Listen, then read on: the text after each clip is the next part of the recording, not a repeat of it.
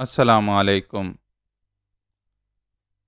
میں نے بسم اللہ پڑھتے ہوئے پھر ایک بار اپنے پاک وطن کی سرزمین پر قدم رکھا۔ میرے جانثاروں کی ایک بڑی تعداد وہاں موجود رہتی تھی۔ میں نے ایک جانثار سے حجاب کے متعلق پوچھا۔ اس نے کہا، ان کی میت لندن سے آ چکی ہے، آخری رسومات ادا کرنے کے لیے آپ کا انتظار تھا۔ میں نے پوچھا، ندا کہاں ہے؟ میرے دست راست آدم ثانی نے کہا، وہ میرے گھر میں ہے۔ جب دونوں بہنیں یہاں سے لندن گئی تھی تو میرے ہی حوالے سے ان کا پاسپورٹ بنوایا گیا تھا۔ پاسپورٹ اور دیگر اہم کاغذات کے مطابق وہ میری چچا زاد بہنیں ہیں۔ حجاب کی میت تدفین کے لیے تیار تھی، ایک سرد خانے میں رکھی ہوئی تھی۔ میں نے وہاں پہنچ کر ایک طویل مدت کے بعد اپنی محبوبہ کی صورت دیکھی۔ بیماری نے پھر موت نے اسے سوکھے ہوئے پھول کی طرح مرجھا دیا تھا۔ اسے دیکھتے ہی دل سے ایک آہ نکلی۔ آہ، یہ وہی ہستی ہے جس سے پہلی بار ٹھوکر نیاز بیگ میں ملاقات ہوئی تھی۔ اس نے میرے دشمن بیٹے اور داماد سے جان بچانے کے سلسلے میں میری مدد کی تھی، پھر میری محبت بن گئی تھی۔ جب میں نے اسے شریک حیات بنانا چاہا تو اس نے انکار کر دیا، صاف کہہ دیا کہ میرے قابل نہیں ہے۔ وہ ایڈز کے مہلک مرض میں مبتلا تھی۔ میں سرد خانے میں کھڑا اسے بڑے جذبے سے دیکھ رہا تھا۔ وہ خود غرض نہیں تھی، اپنی بیماری مجھے لگانا نہیں چاہتی تھی، اس لیے مجھ سے دور کا واسطہ رکھا تھا۔ وہ تقریباً 3 برسوں تک لندن میں زیر علاج رہی۔ یہ وعدہ کیا تھا کہ مرض بالکل ختم ہو جائے گا تو مجھ سے شادی کرے گی۔ حسرت ان غنچوں پہ جو بن کھلے مرجھا گئے۔ میری دلہن بننے والی کو ڈولی میں آنا تھا۔ ڈولی کو 2 کہار اٹھا کر لاتے ہیں، اب وہ 4 کاندھوں پر جانے والی تھی۔ اس نے ایک بار پھر مجھ سے پوچھا، آپ لندن میں مجھ سے ملنے آئیں گے تو کیسے پہچانوں گی؟ کئی جانثار آپ کے ہم شکل ہیں، میں دھوکہ کھا سکتی ہوں۔ تب میں نے ایک کاغذ پر اسے کوڈ ورڈز لکھ کر دیے۔ میں نے اب دن نیند سونے والی سے کہا، حجاب میری جان، میں آ گیا ہوں، یہاں میرا کوئی ہم شکل نہیں ہے، میرے کوڈ ورڈز یاد ہے نا؟ میں نے تمہیں لکھ کر دیا تھا کہ میرا پیار تم پر ادھار ہے، تمہیں صحت یاب ہو کر میرے پاس آ کر پیار کا قرض چکانا ہے، اور تم نے کہا تھا یہ کوڈ ورڈز میرے دل پر نقش رہیں گے، میں صحت یاب ہو کر پیار کا قرض چکاؤں گی۔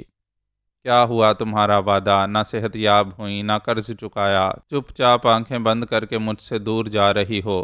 مگر ہاں، پیار کرنے والے ہر حال میں وعدہ پورا کرتے ہیں۔ اب میری سمجھ میں آ رہا ہے، تم نے وہ قرض بہن کی طرف منتقل کر دیا ہے۔ تمہارا وہ آخری خط معنی و مطلب سے بھرپور ہے۔ ندا تمہاری ہم شکل ہے، آئندہ چند برسوں میں دوسری حجاب بن کر ابھرے گی۔ میری نگاہوں کے سامنے تم ہی تم رہو گی۔ آج جا رہی ہو، کل اس کی صورت میں واپس آؤ گی، اور مجھے یقین ہوتا رہے گا کہ تم پیار کا قرض چکا رہی ہو۔ میں تمہارے پیار کا یہ انداز کبھی نہیں بھولوں گا۔ تم موت کے بعد میرے لیے زندہ رہو گی۔ میں نے ندا کو فون پر مخاطب کیا، وہ دھاڑے مار مار کر رونے لگی۔ جیجو، آپ کہاں ہیں؟ میں آ گیا ہوں، اپنی باجی کی آخری رسومات ادا کرنے دو، اس کے بعد سیدھا تمہارے پاس آؤں گا۔ وہ رو رہی تھی۔ میں نے اسے تسلیاں دینے کے بعد فون بند کر دیا۔ حقیقتاً اس کا سامنا کرتے ہوئے ہچکچا رہا تھا۔ وہ مجھے جیجو یعنی بہنوئی کہتی تھی، مگر حجاب کے آخری خط نے ہمارا رشتہ ہی بدل کر رکھ دیا تھا۔ میں سوچ رہا تھا ندا کو کیسے بتاؤں کہ اس کی باجی کی آخری خواہش کیا تھی۔ میرے دست راست آدم ثانی کے 2 بیٹے اور بہوئیں تھیں، پھر ان کے بچے تھے۔ اس کا گھر رشتہ داروں سے بھرا ہوا تھا۔ ندا اس کی چچا زاد بہن کے طور پر تھی۔ لندن سے آنے والی بہن کے لیے رہائش کا خاص انتظام کیا گیا تھا۔ ایک بڑے سے ہال میں مرد حضرات قرآن خوانی میں مصروف تھے۔ ندا عورتوں کے درمیان بیٹھی تلاوت کر رہی تھی۔ آدم ثانی کی بہو نے بتایا کہ میں آ گیا ہوں۔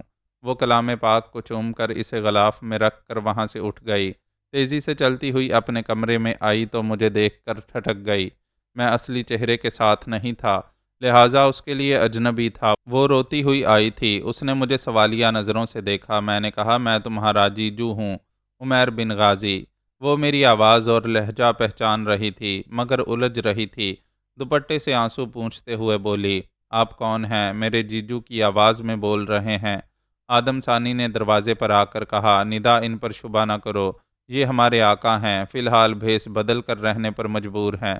میں نے کہا، یہاں لاہور میں میرے خاندان کے بے شمار افراد اور تمام خفیہ ایجنسیوں والے میرے چہرے سے مجھے پہچانتے ہیں، مجھے اسی بحروپ میں رہنا ہوگا۔ وہ قریب آ کر میرے چہرے کو غور سے دیکھنے لگی۔ میں نے کہا، ابھی تمہارا شبہ دور ہو جائے گا۔ پھر میں نے آدم ثانی سے کہا، تم جاؤ، ضرورت ہوئی تو تمہیں بلاؤں گا۔ وہ چلا گیا۔ میں نے ندا سے کہا، یاد کرو ایک بار تمہاری باجی نے کہا تھا کہ کئی جانثار میرے ہم شکل ہیں، وہ کسی سے دھوکہ کھا سکتی ہے، لہٰذا میری کوئی خاص پہچان ہونی چاہیے۔ وہ بولی، اور جیجو نے پہچان کے لیے کوڈ ورڈز لکھ کر دیے تھے۔ وہ کوڈ ورڈز باجی جانتی تھیں یا اب میں جانتی ہوں، اور میرا کوئی جانثار، میرا کوئی ہم شکل نہیں جانتا، صرف مجھے معلوم ہے کیونکہ میں عمیر بن غازی ہوں۔ پھر میں نے کہا، کوڈ ورڈز یہ ہیں، میرا پیار تم پر ادھار ہے، تمہیں صحت یاب ہو کر میرے پاس آ کر پیار کا قرض چکانا ہے۔ یہ سنتے ہی وہ ایک دم سے تڑپ کر آگے بڑھی، پھر مجھ سے لپٹ کر رونے لگی۔ ہاں، آپ میرے جیجو ہیں۔ ہائے جیجو، یہ کیا ہو گیا؟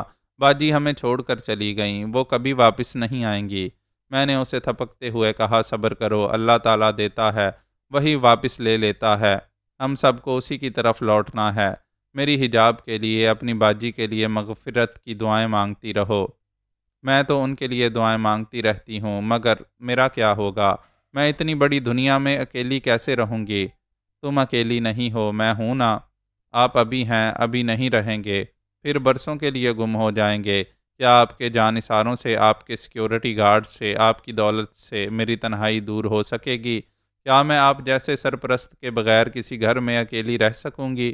وہ ایسے سوالات کر رہی تھی جن کے جوابات میں فوراً نہیں دے سکتا تھا۔ یہ سوچنا سمجھنا تھا کہ وہ کہاں رہے گی۔ رفتہ رفتہ جوان ہونے والی لڑکی آخر کس کی سرپرستی میں رہے گی؟ میں ایک جگہ رہ نہیں پاتا، دشمنوں سے آنکھ مچولی کھیلتے ہوئے بھاگتا پھرتا ہوں۔ وہ میرے ساتھ کیسے رہ سکے گی؟ اس کمرے کے دروازے اور کھڑکی کے پاس عورتیں آ گئی تھیں۔ انہیں یہ تجسس تھا کہ ندا کس بوڑھے کے سینے سے لگ کر رو رہی ہے اور کس رشتے سے لگ رہی ہے۔ اگرچہ وہ جوان نہیں تھی، بالکل بچی بھی نہیں تھی، موجودہ عمر کی مناسبت سے قد نکالا تھا، اچھی صحت مند تھی۔ جب مجھ سے جدا ہوئی تو 10 برس کی تھی، اب 13 برس کی ہو چکی ہے۔ بچپن سے لڑکپن کی طرف آ رہی تھی۔ مائیں ایسی عمر میں بچیوں کو احتیاط سے رہنے اور مردوں سے فاصلہ رکھنے کی تاکید کرتی رہتی ہیں۔ دروازے اور کھڑکی سے دیکھنے والی عورتیں بھی یہی سوچ رہی ہوں گی کہ میرے اور ندا کے درمیان فاصلہ رہنا چاہیے۔ آدم ثانی کی آواز سنائی دی۔ وہ عورتوں کو ڈانٹ رہا تھا، یہ کیا حرکت ہے؟ تم لوگوں نے یہاں بھیڑ کیوں لگائی ہے؟ جاؤ یہاں سے۔ ایک بوڑھی خاتون نے پوچھا، یہ کون ہے؟ تمہاری بہن سے اس کا کیا رشتہ ہے؟ یہ میرے آقا ہیں، بزرگ ہیں، سرپرست ہیں۔ آپ عورتیں ہوتی ہیں کیا ہیں دوسروں کی ٹوہ لینے کے لیے؟ قرآن خوانی چھوڑ کر چلی آئی ہیں؟ پلیز جائیں، میں دروازہ بند کر رہا ہوں، ادھر کوئی نہ آئے۔ وہ سب چلی گئیں۔ میں نے آدم ثانی کو بلا کر کہا، تم نے گھر کی عورتوں کو ڈانٹ ڈپٹ کر ٹال دیا، مگر ہم دنیا والوں کی زبان کیسے بند کریں گے؟ سب ہی پوچھیں گے کہ ندا سے میرا کیا رشتہ ہے۔ اس نے کہا، جی ہاں، یہ بہت ہی اہم مسئلہ ہے، جب تک اس کا حل نہ نکالا جائے تب تک ندا رانی کو آپ سے دور رہنا ہوگا۔ وہ میرے بازو سے لگ کر بولی، نہیں، میں جیجو سے دور نہیں رہوں گی۔ باجی نہیں رہیں، یہ بھی کہیں دور چلے جائیں گے تو میں مر جاؤں گی۔ مجھے ان لمحات میں یوں لگا جیسے حجاب میرے بازو سے لگی ہے، کہہ رہی ہے، میری صورت دیکھو، میں حجاب ہوں، قبر میں تو تنہا ہوں، کیا دنیا میں بھی تنہا چھوڑ دو گے؟ میں نے ندا کو دیکھا، وہ حجاب سے مشابہت رکھتی تھی، اس کی آنکھوں سے مجھے دیکھ رہی تھی۔ میں نے کہا، میں تمہیں چھوڑ کر نہیں جاؤں گا۔ اس نے اطمینان کی گہری سانس لی، پھر میرے بازو سے سر ٹیک کر آنکھیں بند کر لیں۔ اس کی بند آنکھیں آنسوؤں سے بھیگی ہوئی تھیں۔ میں نے آدم ثانی سے پوچھا، کیا میرے موجودہ شناختی کارڈ اور اہم کاغذات تیار ہو چکے ہیں؟ کل تک آپ کو تمام اہم کاغذات مل جائیں گے۔ ان کاغذات کے مطابق آپ عاقب محمود کے بڑے بھائی عاطف محمود ہیں۔ وہ چک نمبر 202 کے ایک زمیندار تھے، اپنی ساری زمینیں فروخت کر کے لاہور آ گئے ہیں۔ لاہور میں عاقب محمود میرا دوسرا دست راست تھا۔ اس کا بھائی عاطف محمود واقعی زمینیں فروخت کر کے انڈیا گیا تھا، وہاں اس کا انتقال ہو گیا تھا۔ چونکہ ان بھائیوں کا دور و نزدیک کا کوئی رشتہ دار نہیں تھا، اس لیے کوئی نہیں جانتا تھا کہ عاطف دیار غیر میں وفات پا چکا ہے۔ میں نے کہا، عاطف محمود کے نام سے ایک کوٹھی خریدو، اسے ویل فرنشڈ کرو، میں ندا رانی کے ساتھ وہاں رہوں گا۔ میں نے ندا پر ایک نظر ڈالی، پھر کہا، کبھی پولیس انکوائری ہو سکتی ہے کہ ہم کس رشتے سے ایک چھت کے نیچے رہتے ہیں۔ ندا کچھ کہنا چاہتی تھی، میں نے اس کے منہ پر ہاتھ رکھ کر کہا، ابھی تم کچھ نہ کہو، کیا تم جانتی ہو تمہاری باجی نے مجھے آخری خط میں کیا لکھا تھا؟ اس نے انکار میں سر ہلایا۔ میں نے جیب سے ایک لفافہ نکال کر اسے دیتے ہوئے کہا، کمرہ بند کرو اور اسے پڑھو، میں ابھی آتا ہوں۔ میں آدم ثانی کے ساتھ باہر لان میں آ گیا۔ میں نے عاقب اور دوسرے جانثاروں کو بھی وہاں بلایا، پھر کہا میں تھک گیا ہوں۔ پچھلی بار تھکن اتارنے کے لیے میں نے 3S کی شخصیت کو گم کر دیا تھا۔ عمیر بن غازی کی حیثیت سے زندگی گزارنے کا ارادہ کیا تھا، لیکن میرے 3 بیٹوں نے دشمنوں سے زیادہ مجھ سے دشمنی کی۔ میں تھکن اتارنا چاہتا تھا، انہوں نے مجھے تھکا مارا۔ بہرحال اس بار 3S کو ہی نہیں، عمیر بن غازی کی شخصیت کو بھی ایک لمبی مدت کے لیے گم کر دینا چاہتا ہوں۔ ہمیشہ کی طرح میری جگہ ٹیپو سنبھالے گا۔ ٹیپو کا اصل نام حیدر علی تھا۔ وہ اس نام کی مناسبت سے خود کو ٹیپو سلطان کہتا تھا۔ ایک جانثار نے کہا، بے شک ٹیپو آپ کی طرح ذہین اور حاضر دماغ ہے۔ جب تک آپ عمیر بن غازی بن کر رہے، تب تک وہی تمام معاملات سنبھالتا رہا۔ دوسرے جانثار نے کہا، آپ انڈیا میں اپنے پاپا کے منتظر تھے، ہم سب کو یقین ہے وہ کسی دن واپس ضرور آئیں گے۔ سب نے کہا، خدا تمہاری زبان مبارک کرے، آمین۔ پھر ایک نے کہا کہ آپ ایسے وقت انڈیا میں نہیں ہوں گے۔ میں جہاں بھی رہوں گا، پہلی فلائٹ سے ان کے پاس پہنچوں گا۔ ٹیپو رائنا کے علاج کے لیے یہاں آیا ہوا ہے۔ جی ہاں، وہ فیصل آباد میں ہے۔ آج رات اس سے فون پر بات کراؤ، ابھی تو یہ مسئلہ حل کرنا ہے کہ میں یہاں ندا کے ساتھ کس رشتے سے رہوں گا۔ ان سب نے مجھے سوالیہ نظروں سے دیکھا۔ میں نے کہا، میری اور اس کی عمر میں زمین آسمان کا فرق ہے، پھر بھی اسے اپنی شریک حیات بنانا چاہتا ہوں۔ ایک نے کہا، پھر تو کوئی مسئلہ ہی نہیں رہا۔ میں نے کہا، ابھی اس کی شادی کی عمر نہیں ہے، کوئی بات نہیں، کورٹ میرج کے فارم میں ندا رانی کی عمر زیادہ لکھ دی جائے گی۔ میں نکاح نامے میں جھوٹ اور ہیرا پھیری نہیں چاہتا۔ آدم ثانی نے کہا، ایک بات پوچھنا چاہتا ہوں۔ ہاں ضرور پوچھو۔ کیا آپ کورٹ میرج کے بعد ازدواجی رشتہ قائم کریں گے؟ میں نے کہا، نہیں، 2-4 برس کے بعد جب وہ بالغ ہوگی تب ازدواجی تعلقات ہوں گے، تو پھر 2-4 برس کے بعد آپ باقاعدہ نکاح پڑھوائیں۔ فی الحال قانونی گرفت سے محفوظ رہنے کے لیے کورٹ میرج کر لیں، یہی مسئلے کا حل تھا۔ پہلے نمائشی نکاح ہوتا، پھر جب وہ شادی کی عمر کو پہنچتی تو شریعت کے مطابق اسے اپنی منکوحہ بنا لیتا۔ ویسے یہ مسئلہ موجود رہتا کہ شرعی نکاح سے پہلے وہ نامحرم رہتی۔ کورٹ میرج کے کاغذات ہاتھی کے دانت ہوتے، صرف دکھانے کے لیے، نمائشی بیوی کو برتنے کے لیے نہ ہوتے۔ اس کا سیدھا سا آسان سا راستہ یہ ہوتا کہ ہم ایک دوسرے سے دور رہتے، جبکہ ندا مجھ سے دور رہنے والی نہیں تھی اور میں اسے دوسروں کی سرپرستی میں چھوڑنا نہیں چاہتا تھا۔ عاقب نے کہا، کل رات میرج ہو جائے گی، آپ اپنی وائف کے ساتھ میری کوٹھی میں آ جائیں، میں وہاں تنہا رہتا ہوں، پوری کوٹھی آپ کی ہوگی۔ اپنے جانثار کے منہ سے وائف کا لفظ سن کر عجیب سا لگا۔ وہ عمر میں مجھ سے 57 برس چھوٹی تھی، آئندہ میری شریک حیات کہلوانے والی تھی۔ میں نے بے چینی سے پہلو بدل کر سوچا، کیا کرنا چاہیے؟ میں کیا کر سکتا تھا؟ واپسی کا سفر کہہ رہا تھا، آج وہ چھوٹی ہے، اب سے 40 برس بعد وہ 50 برس کی بوڑھی خاتون ہوگی اور میں 30 برس کا گبرو جوان دکھائی دوں گا۔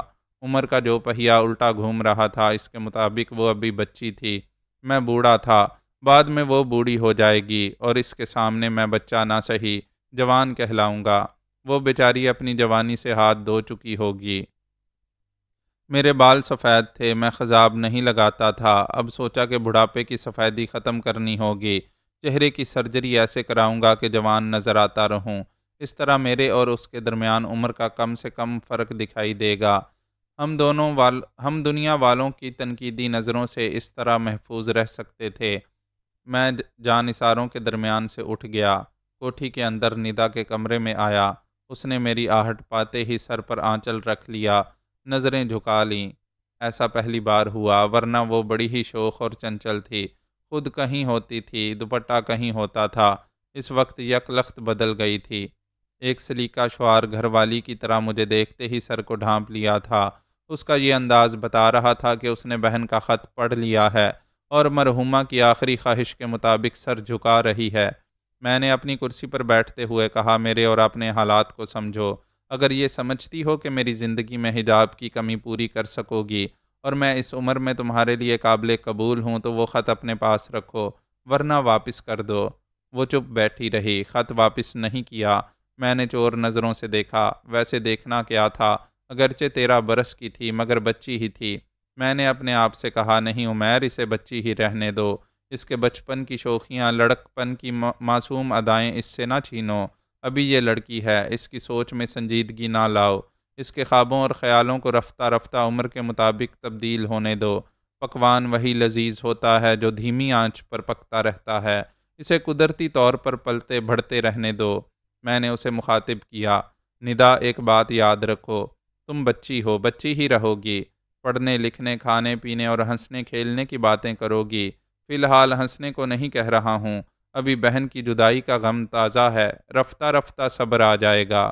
میں نے ذرا ٹھہر کر کہا، ہم حالات سے مجبور ہو کر دنیا والوں کا منہ بند کرنے کے لیے کورٹ میرج کریں گے، پھر کوئی اعتراض نہیں کرے گا کہ دن رات ساتھ کیوں رہتے ہیں۔ کیا تم یہ مجبوریاں سمجھ رہی ہو؟ اس نے ہولے سے ہاں کے انداز میں سر ہلایا۔ وہ اس پہلو سے مطمئن تھی کہ اب اکیلی نہیں رہے گی۔ اس نے سر اٹھا کر مجھے دیکھا، پھر پوچھا، جیجو، آپ میرے ساتھ دن رات رہیں گے، مجھے تنہا چھوڑ کر نہیں جائیں گے؟ پھر وہ ذرا ٹھٹک گئی، ہچکچاتے ہوئے بولی، کیا مجھے جیجو کہنا چاہیے؟ ہاں، جب تک شرعی طور پر میری منکوحہ نہیں بنو گی، مجھے جیجو کہا کرو، اچھا لگتا ہے۔ کورٹ میرج کے بعد یہ بات ذہن سے نکال دینا کہ تمہاری شادی ہو چکی ہے اور تم پر ایک شوہر مسلط ہو گیا ہے۔ میں پہلے کی طرح تمہارا جیجو رہوں گا، تم میری سالی رہو گی، ہمارے درمیان اخلاقی پابندیاں اور فاصلہ رہا کرے گا۔ آپ بہت اچھے ہیں، ایک بات پوچھوں؟ کیا پہلے کبھی پوچھ کر بات کرتی رہی ہو؟ پلیز پہلے جیسی آزاد اور بے باک ندا بن کر رہو۔ آپ جو کہیں گے وہی کروں گی، جس طرح چاہیں گے اسی طرح رہوں گی۔ تم کچھ پوچھ رہی تھیں؟ وہ باجی نے خط میں لکھا ہے کہ آپ کی عمر واپس جا رہی ہے۔ پڑھ کر یقین نہیں ہو رہا، کیا ہماری دنیا میں ایسا ہوتا ہے؟ اگر دنیا کی آخری آسمانی کتاب پر ہمارا یقین مستحکم ہے تو ایسا ہماری دنیا میں ہو چکا ہے۔ بی بی زلیخا کو بڑھاپے میں جوانی واپس ملی تھی، اس کے بعد صدیاں گزر گئیں، پھر کسی کے ساتھ ایسا ہوا یا نہیں میں نہیں جانتا، صرف اتنا جانتا ہوں کہ میرے ساتھ ایسا ہو رہا ہے۔ میں نے گہری سانس لے کر کہا، 3 برس پہلے تم نے دیکھا تھا ہڈیوں کے ڈھانچے کی طرح تھا، اب ایک باڈی بلڈر کی طرح صحت مند ہوں۔ پہلے جو بیماریاں تھیں ان میں سے کچھ ختم ہو گئی ہیں، کچھ ختم ہوتی جا رہی ہیں۔ وہ بولی، آپ دشمنوں میں گھرے رہتے ہیں، اللہ نہ کرے کبھی بیمار اور کمزور ہوں، میں ہر نماز میں آپ کے لیے دعائیں مانگتی رہوں گی۔ وہ نظریں جھکائے میرے قدموں کو دیکھ رہی تھی، اس نے اب تک مجھے بہنوئی کی حیثیت سے دیکھا تھا، اب تجسس میں مبتلا تھی کہ اس کی زندگی میں آنے والا شخص عجیب و غریب ہو گیا ہے۔ آئندہ میں اپنی تمام مصروفیات کو ترک کر کے گمنام رہ کر اس کے ساتھ زندگی گزارنے والا تھا۔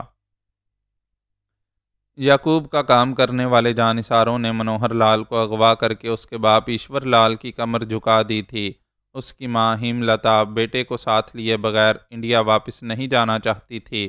اگر وہ نہ جاتی تو یعقوب کا مقصد پورا نہ ہوتا۔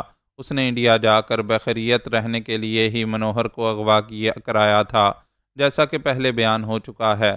ہر اماوس کی رات منوہر لال کو دورہ پڑتا تھا۔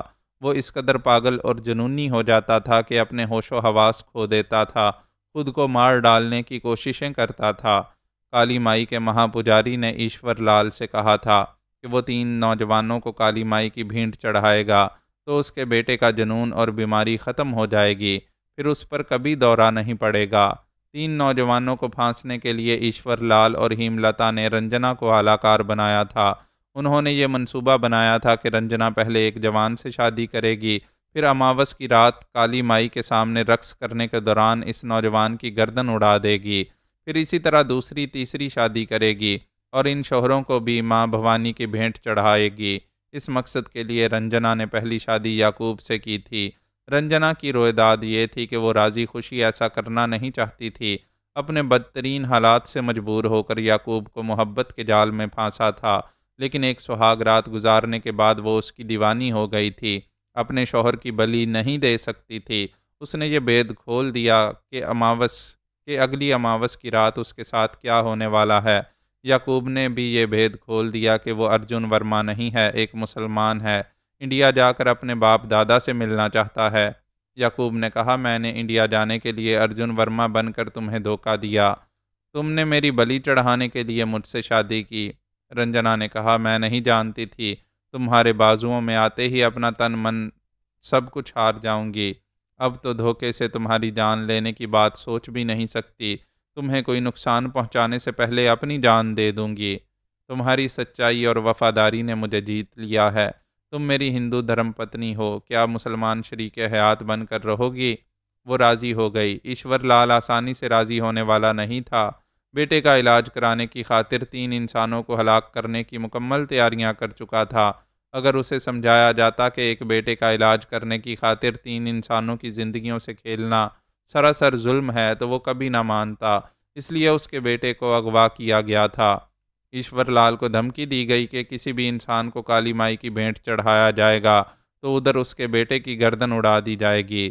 وہ اکلوتا بیٹا ماں باپ کی جان تھا۔ وہ اب یعقوب کو یا کسی اور شخص کو کالی مائی کی بھینٹ نہیں چڑھا سکتے تھے۔ انہوں نے اپنے بیٹے کی واپسی چاہی۔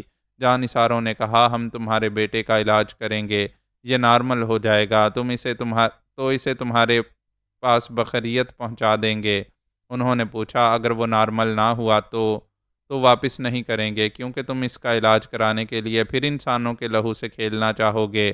ایک جانثار نے کہا، ہم اللہ کے پاک نام سے اپنے دین کے اور اپنے مضبوط اعتقاد کے مطابق اس کا علاج کرائیں گے۔ انشاءاللہ پھر اس پر کبھی شیطانی دورہ نہیں پڑے گا، وہ پہلے کی طرح نارمل ہو جائے گا۔ وہ ماں باپ گڑ گڑانے لگے، کہنے لگے، ہمارا بیٹا نارمل ہو یا نہ ہو، اسے واپس کر دو، تاوان کے طور پر بڑی سے بڑی رقم لے لو۔ ہمارا ایمان ہے اس کی یہ بیماری ختم ہو جائے گی۔ آئندہ اماوس کی رات تک انتظار کرو اور اپنے بھگوان سے پرارتھنا کرو کہ ہم اپنی کوششوں میں کامیاب ہو جائیں۔ ہماری کامیابی منوہر لال کو تمہارے پاس لائے گی۔ ایک اور جانثار نے کہا، اگر اماوس کی رات تم کسی انسان کو مندر میں لے جا کر ہلاک کرو گے تو تمہیں اپنے بیٹے کی لاش بھی نہیں ملے گی، لہٰذا مہا پجاری کے ورگلانے پر ایسی کوئی حماقت نہ کرنا۔ یہ دھمکی ہی بہت تھی۔ وہ یعقوب کو انڈیا پہنچنے پر حب سے بیجا میں نہ رکھتے اور نہ ہی اسے مندر لے جانے کی غلطی کرتے۔ اس طرح یعقوب کے سر سے خطرہ ٹل گیا تھا۔ وہ ہندوستان جا کر خیریت سے رہنے والا تھا۔ ہیملتا بیٹے کے بغیر انڈیا واپس جانا نہیں چاہتی تھی۔ اس کے بیٹے منوہر لال نے سمجھایا، ممی میری زندگی چاہتی ہیں تو واپس جائیں، میں ضرور آؤں گا، پلیز میری بہتری کے لیے انڈیا چلی جائیں۔ دوسرے دن ایک فلائٹ میں بکنگ ہو چکی تھی۔ یعقوب نے جانثاروں سے کہا، میں روانگی سے پہلے رنجنا کو شرائع محمدی کے مطابق اپنے نکاح میں لانا چاہتا ہوں۔ یہ کوئی بڑی بات نہیں تھی۔ ایک جانثار نے اپنے اپارٹمنٹ میں نکاح پڑھوانے کے انتظامات کیے۔ یعقوب اور رنجنا نے ہیملتا سے کہا، ہم شاپنگ کرنے جا رہے ہیں، جلد ہی واپس آ جائیں گے۔ جب وہ واپس آئے تو رنجنا اسلام قبول کر کے یعقوب کی منکوحہ بن چکی تھی۔ رنجنا کا نام مٹ چکا تھا، اب اس کا نام صنم یعقوب ہو گیا تھا۔ وہ دین اسلام کے مطابق شرعاً میاں بیوی بن چکے تھے۔ وہ دونوں ہیملتا اور بھوتنی کے ساتھ ہندوستان چلے گئے۔ منوہر لال پیچھے رہ گیا۔ اس کے پیچھے یہ کہانی تھی کہ پچھلے 2 ماہ سے ہر اماوس کی رات اس پر دورے پڑنے لگے تھے۔ اس سے پہلے وہ بالکل نارمل اور صحت مند تھا۔ ہندو دھرم میں بے شمار دیوی دیوتا ہیں، ان میں سے ایک انتہائی بھیانک صورت والی کالی مائی ہے۔ اس کی پوجا کرنے والوں کا یہ عقیدہ ہے کہ اس کے سامنے جانوروں کی گردنیں ماری جائیں تو وہ خوش ہو کر من کی مرادیں پوری کرتی ہے۔ جانور حیوان بھی ہوتے ہیں اور انسان بھی، اور حیوانوں سے زیادہ انسانوں کی قربانی سے وہ خوش ہوتی ہے۔ ایسا عقیدہ رکھنے والے اور انسانوں کو ہلاک کرنے والے قانون کی نظروں میں مجرم ہوتے ہیں، لہٰذا چھپ کر پوجا کے نام پر واردات کرتے ہیں۔ ہوم منسٹر ایشور لال قانون کا رکھوالا تھا۔ مہا پجاری نے اس کے بیٹے پر کالا جادو کیا تھا۔ بڑی رازداری سے ایسی دوا پلائی تھی کہ اس کا دماغ الٹ گیا تھا۔ پہلے تو 2-4 دنوں تک اس پر روز دورہ پڑتا تھا، پھر مہا پجاری نے منتروں کے ذریعے بندش کی، جس کے نتیجے میں اس کا دماغی مرض صرف اماوس کی رات تک محدود ہو گیا۔ ایشور لال اس سے بہت متاثر ہوا۔ اس نے پجاری کے چرنوں کو چھو کر کہا، آپ نے میرے بیٹے کا مرض کم کر دیا ہے، اپنی تانترک ودیا سے اس کی بیماری بالکل ختم کر دی ہے۔ پجاری نے کہا، اماوس کی رات بہت کالی ہوتی ہے، اس رات بیمار رہنے والوں کو صرف کالی ماتا ہی تندرستی اور نئی جیون دے سکتی ہے۔ آپ مہاکالی کے بھگت ہیں، اگر ماں کے چرنوں میں 3 انسانوں کو بھیंٹ چڑھائیں گے تو آپ کے بیٹے کی یہ بیماری ہمیشہ کے لیے ختم ہو جائے گی۔ ایشور لال نے کہا، کسی انسان کی ہتیا قانوناً جرم ہے اور میں ہوم منسٹر ہوں، ایسا نہیں کر سکوں گا۔ اس نے ایشیا اور یورپ کے بڑے بڑے معروف تجربہ کار ڈاکٹروں سے منوہر کا علاج کرایا۔ پجاری اپنی کالی دیوی کو خوش کرنا چاہتا تھا، اس لیے اس نے منوہر پر کالا جادو کیا تھا۔ اس کا ارادہ یہ تھا کہ قانون کا رکھوالا ایشور لال ایک بار اس کی بات مان لے گا، 3 انسانوں کو ہلاک کرائے گا تو آئندہ وہ پجاری قانون کی چھاؤں میں مزید انسانوں کو دیوی ماں کی بھیंٹ چڑھاتا رہے گا۔ مہا پجاری شیطان کو خوش کرنے اور کالے جادو پر غیر معمولی مہارت حاصل کرنے کے لیے ہوم منسٹر ایشور لال کے پیچھے پڑ گیا تھا۔ وہ انسانوں کی گردنیں اڑا کر ہی شیطان سے زبردست کالے پر اسرار علوم حاصل کر سکتا تھا۔ وہ اپنے کالے علم سے معلوم کرتا تھا کہ منوہر کا علاج کامیاب ہو رہا ہے، تب وہ پراسرار منتروں کے ذریعے پھر اس کا دماغ الٹ دیتا تھا۔ ایسے شیطانی عمل کے باعث کامیاب ہونے والا علاج اور دوائیں بے اثر ہو جاتی تھیں۔ آخر ایشور لال تھک ہار کر پھر مہا پجاری کے قدموں میں آ کر بولا، میں اپنے بیٹے کی صحت مندی اور سلامتی چاہتا ہوں، اس کے لیے آپ جو بولیں گے وہ کروں گا، لیکن اس کے بعد بھی میرا بیٹا نارمل نہ ہوا تو آپ کی گردن اڑا دوں گا۔ مہا پجاری نے منوہر کو دماغی طور پر مریض بنایا تھا اور وہی منتروں کے ذریعے اس کا مرض ختم کر سکتا تھا۔ اس نے کہا، بے شک آپ میری گردن اڑا سکتے ہیں، لیکن ایسا نہیں کر سکیں گے۔ 3 جوانوں کا لہو بہتے ہی آپ کا بیٹا پہلے کی طرح بھلا چنگا ہو جائے گا، پھر اس پر کبھی دورہ نہیں پڑے گا۔ وہ قانون کا محافظ ایشور لال راضی ہو گیا۔ مہا پجاری کو معلوم ہوا لندن سے کسی ارجن ورما کو قربانی کے لیے لایا جا رہا ہے۔ پھر معلوم ہوا کہ چند مسلمانوں نے منوہر کو اغوا کر لیا ہے۔ وہ اغوا کرنے والے سختی سے کہہ رہے ہیں کہ کالی مائی کے آگے کسی انسان کو ہلاک نہ کیا جائے۔ وہ مسلمان اپنے طور پر منوہر کا علاج کرنے والے ہیں۔ یہ سنتے ہی مہا پجاری منتر پڑھنے لگا۔ اس نے کالے عمل کے ذریعے اغوا کرنے والوں کے متعلق معلومات حاصل کیں۔ پھر ایشور لال سے کہا، اپنے بیٹے کو ان اغوا کرنے والوں کے شکنجے سے کسی طرح نکال کر لائیں، نہیں تو وہ دھرم سے جائے گا، مسلمان ہو جائے گا۔ ایشور لال نے کہا، میں لندن کی پولیس اور سراغ رسانوں سے یہ نہیں کہہ سکتا کہ میرے بیٹے کو اغوا کیا گیا ہے۔ پولیس انہیں تلاش کرے گی تو وہ میرے بیٹے کو مار ڈالیں گے۔ آپ کسی طرح کالے جادو سے ان مجرموں کو نشٹ کر دیں، میرے بیٹے کو کسی طرح واپس لے آئیں۔ وہ بولا، میں ابھی سے کالی پوجا شروع کرتا ہوں۔ منوہر کو اپنے منتروں کے حصار میں لوں گا تو وہ ان کے شکنجے سے نکل آئے گا۔ جانثاروں نے ایک جید عالم مولانا عبدالہادی سے گزارش کی تھی کہ وہ منوہر کا روحانی علاج کریں۔ انہوں نے فرمایا، مریض کو سب سے پہلے اللہ تعالیٰ کی ذات پر کامل یقین ہونا چاہیے۔ ایک جانثار نے کہا، وہ مریض ایک ہندو ہے۔ انہوں نے فرمایا، دنیا کے تمام مذاہب کے لوگ ایک بڑی اور ناقابل تسخیر قوت کو مانتے ہیں۔ وہ قوت ایک ہے، لا شریک ہے، نہ وہ کسی سے جنی گئی نہ اس نے کسی کو جنا، وہی سب کا معبود ہے، اسے ہم اللہ کہتے ہیں اور ہندو بھگوان مانتے ہیں۔ وہ ذرا ٹھہر کر بولے، اگر اس ہندو کے دل میں یہ کامل یقین ہو کہ جو کچھ ہوتا ہے اسی معبود کے حکم سے ہوتا ہے، وہی زندگی دیتا ہے، وہی موت دیتا ہے، اور وہ کامل قدرت رکھنے والا ہمیں جادو ٹونے اور شیطانی اعمال سے بچاتا ہے، تو میں اس ہندو مریض کا علاج کروں گا۔ اللہ نے چاہا تو اسے شفا حاصل ہوگی۔ ان کی ہدایات کے مطابق ایک صاف ستھرے کمرے میں سفید چاندنی بچھائی گئی، عود و عنبر سے کمرے کو معطر کیا گیا۔ وہ وہاں آ کر منوہر کے لیے وظیفہ پڑھنا چاہتے تھے، لیکن ان کی آمد سے پہلے ہی سفید اجلی چاندنی میں آگ لگ گئی۔ ایسا خلاف توقع ہوا تھا۔ مولانا عبدالہادی نے آ کر جلی ہوئی چادر کو دیکھا۔ وہ عالم دین، تابعین اور صالحین تھے، ان پر شیطانی آگ تو کیا آنچ بھی نہیں آتی تھی۔ انہوں نے سمجھ لیا کہ شیطانی قوتیں آڑے آ رہی ہیں۔ وہ کچھ دیر خلا میں تکتے رہے، زیر لب کچھ پڑھتے رہے، پھر جانثاروں کو ہدایت کی، سورہ اخلاص اور آیت الکرسی پڑھتے ہوئے دوسری چادر بچھاؤ۔ وہ ہدایات پر عمل کرنے لگے۔ ایسے وقت وہ خود چوکھٹ پر کھڑے ہو کر وہی آیات پڑھتے رہے۔ اجلی چادر دوبارہ بچھائی گئی، عود و عنبر کی خوشبو پھر پھیلنے لگی۔ انہوں نے بسم اللہ پڑھتے ہوئے کمرے میں قدم رکھا۔ وہاں آگ تو کیا، ایک چنگاری بھی نہیں اڑی، ہلکی سی شیطانی آنچ بھی نہیں آئی۔ انہوں نے کمرے سے باہر آ کر سبز بیری کے ساتھ پتے لے کر ان کو پیس کر عرق نکالا، پھر پانی میں ملایا۔ منوہر لال نے اسے پیا اور باقی پانی سے غسل کیا۔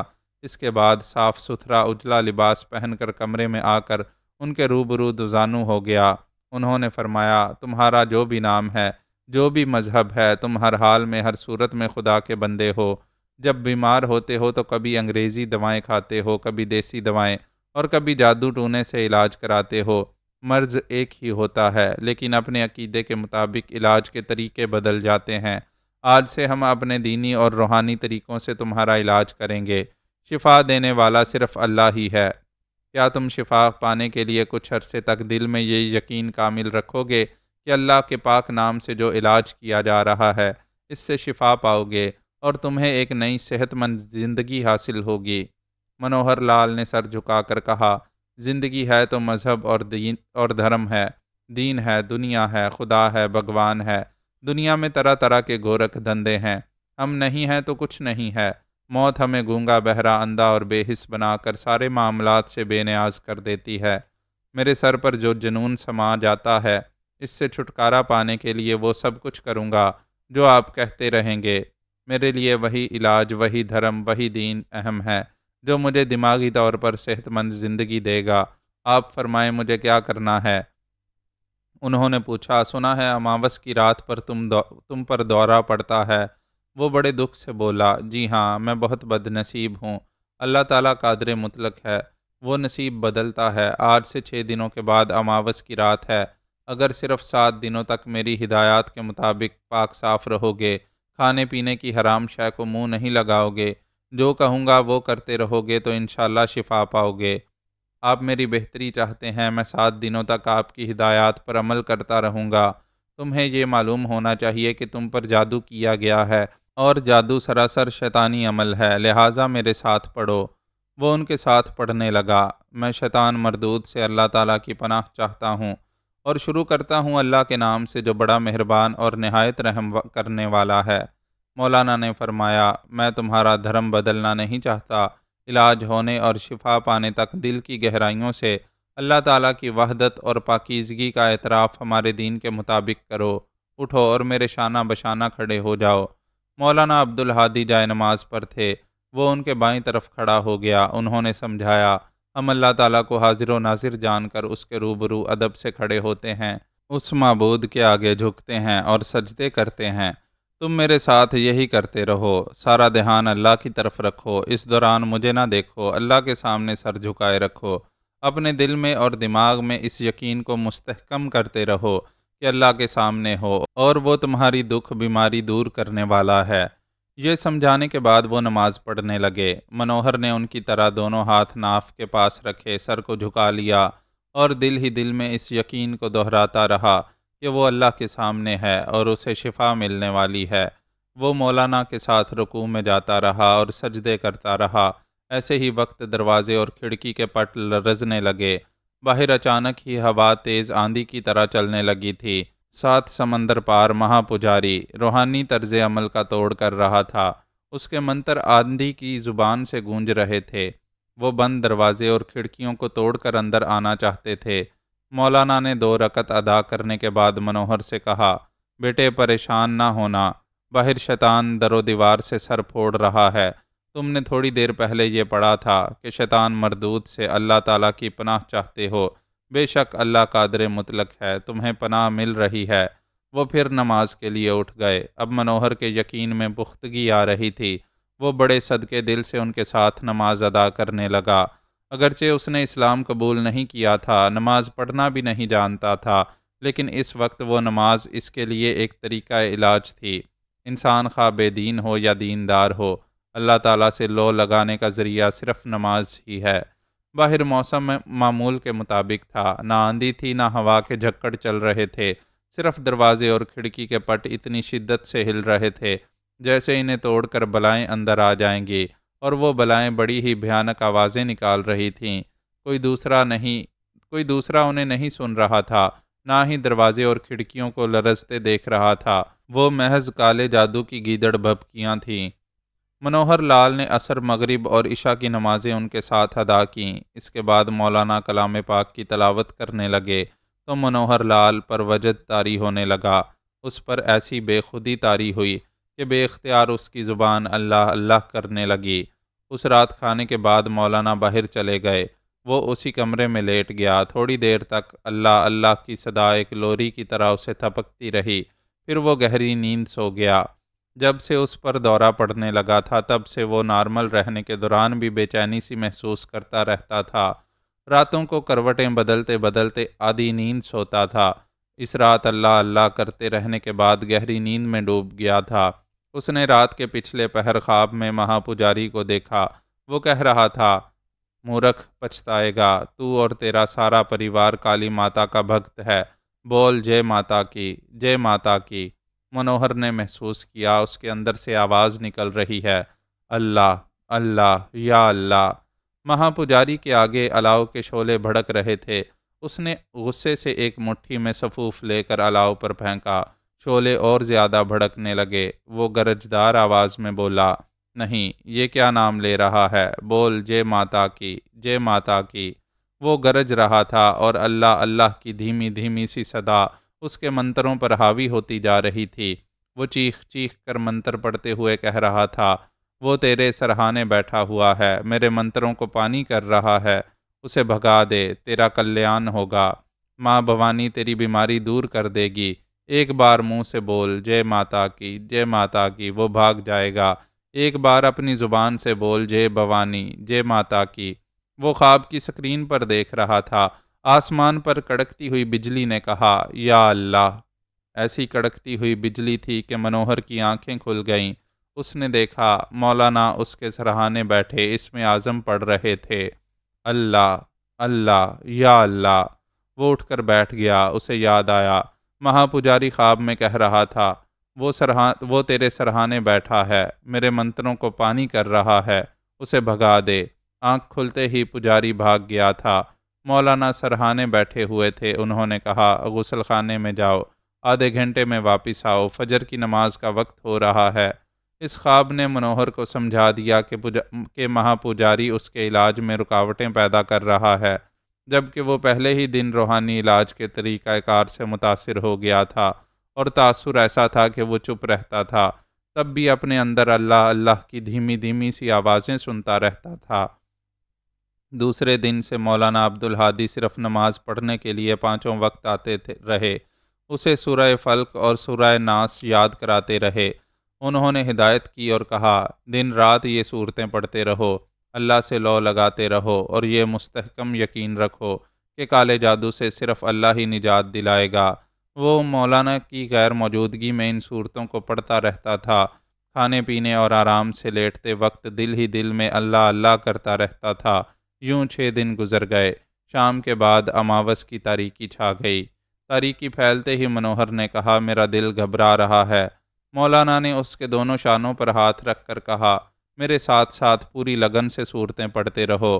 مہا پجاری کے شیطانی عمل کے متعلق نہ سوچو، اللہ تعالیٰ تمہیں قوت اور غلبہ دے گا۔ وہ مولانا کے ساتھ سورہ فلق اور سورہ ناس پڑھنے لگا۔ اسے اپنے اندر دھیمے دھیمے سے منتر سنائی دے رہے تھے۔ ان پر بابرکت صورتوں کے دعائیہ فکرے حاوی ہونے لگے۔ مکھیوں کی طرح بن بنانے والے منتر نابود ہونے لگے۔ مولانا عبدالہادی اس رات کی صبح تک منوہر کے ساتھ رہنے والے تھے۔ یہ صحبت اسے حوصلہ دے رہی تھی۔ اس کے اندر ہر اماوس کی رات کی طرح جنون پیدا نہیں ہو رہا تھا۔ کلام پاک کی آیات پر اعتماد مستحکم ہو گیا تھا۔ وہ مہا پجاری کو اور ساری دنیا کو بھول کر اونچی آواز میں ان صورتوں کو پڑھ رہا تھا۔ ایسا گہرا انہماک تھا کہ اسے بھیانک آوازیں سنائی نہیں دے رہی تھیں۔ دوسرے کمروں میں عبادت کرنے والے جانثار مہا پجاری کے منتروں کی اور چڑیلوں کی آوازیں سن رہے تھے۔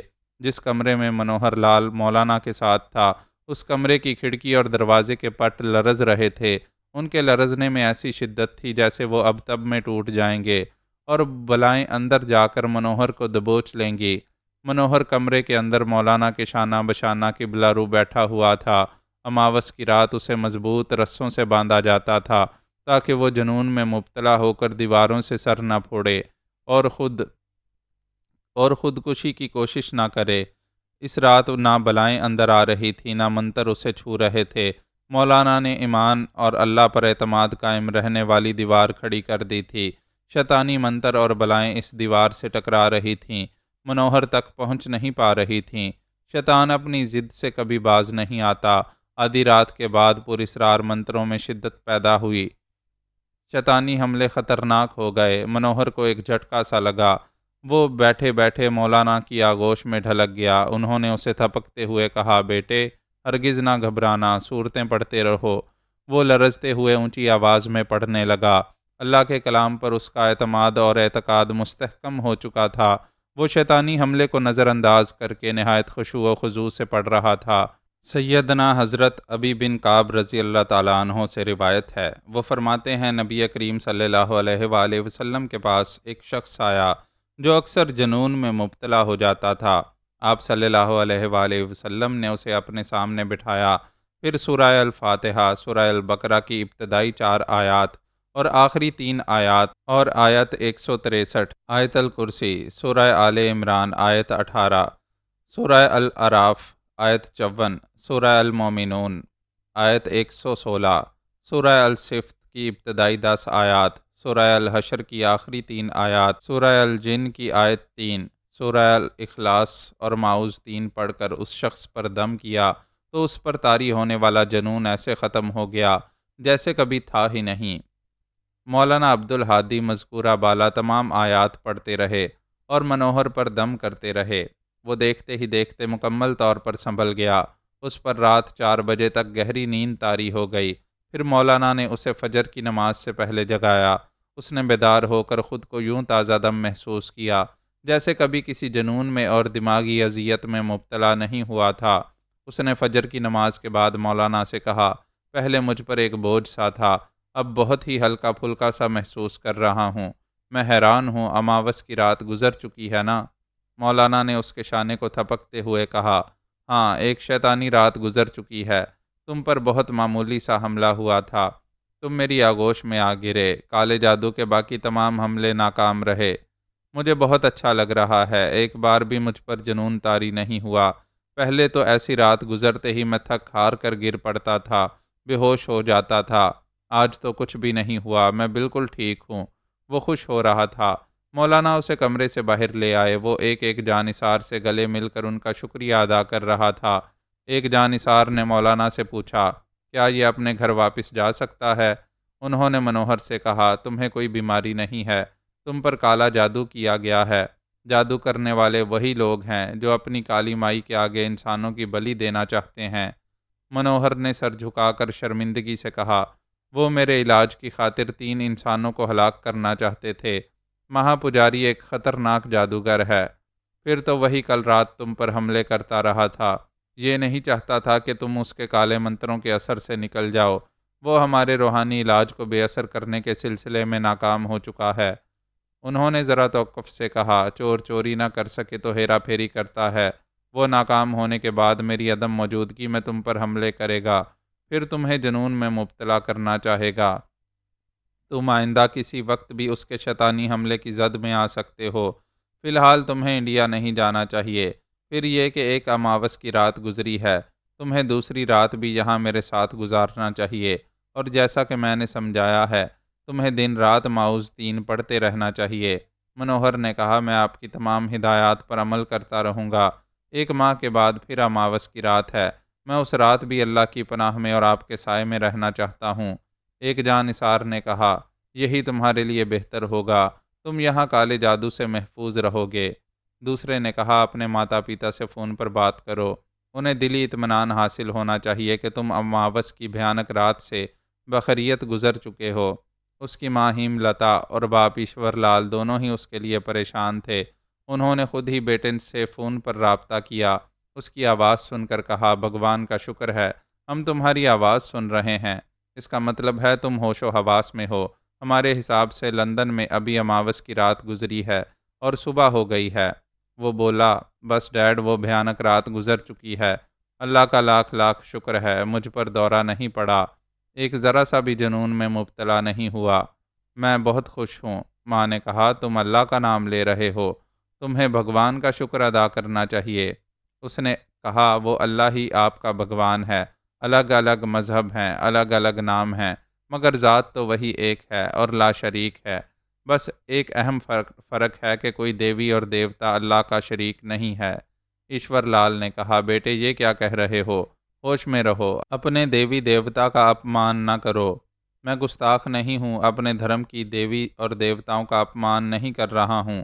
میں تو یہ کہہ رہا ہوں کہ جس اللہ نے مجھے مہا پجاری کے کالے جادو سے بچایا ہے، وہ ایک ہے، لا شریک ہے، اپنے کارخانہ قدرت کو چلانے کے لیے کسی دیوی دیوتا کے تعاون کا محتاج نہیں ہے۔ یہ تم کیا کہہ رہے ہو کہ تمہیں مہا پجاری کے جادو سے بچایا گیا ہے؟ میں درست کہہ رہا ہوں۔ اس نے دیوی ماں کے چرنوں میں انسانوں کی ہتیا کرنے کے لیے مجھے دماغی مریض بنایا ہے۔ آپ قانون کے رکھوالے ہیں، اس ہتھیارے شیطان کو گرفتار کریں، عدالت میں پیش کر کے اسے موت کی سزا دلوائیں۔ تم وہاں مسلمانوں کے ساتھ رہ کر ان کی زبان بول رہے ہو، جو سچ ہے وہ بول رہا ہوں۔ مہا پجاری نہیں چاہتا کہ میرا علاج ہو جائے۔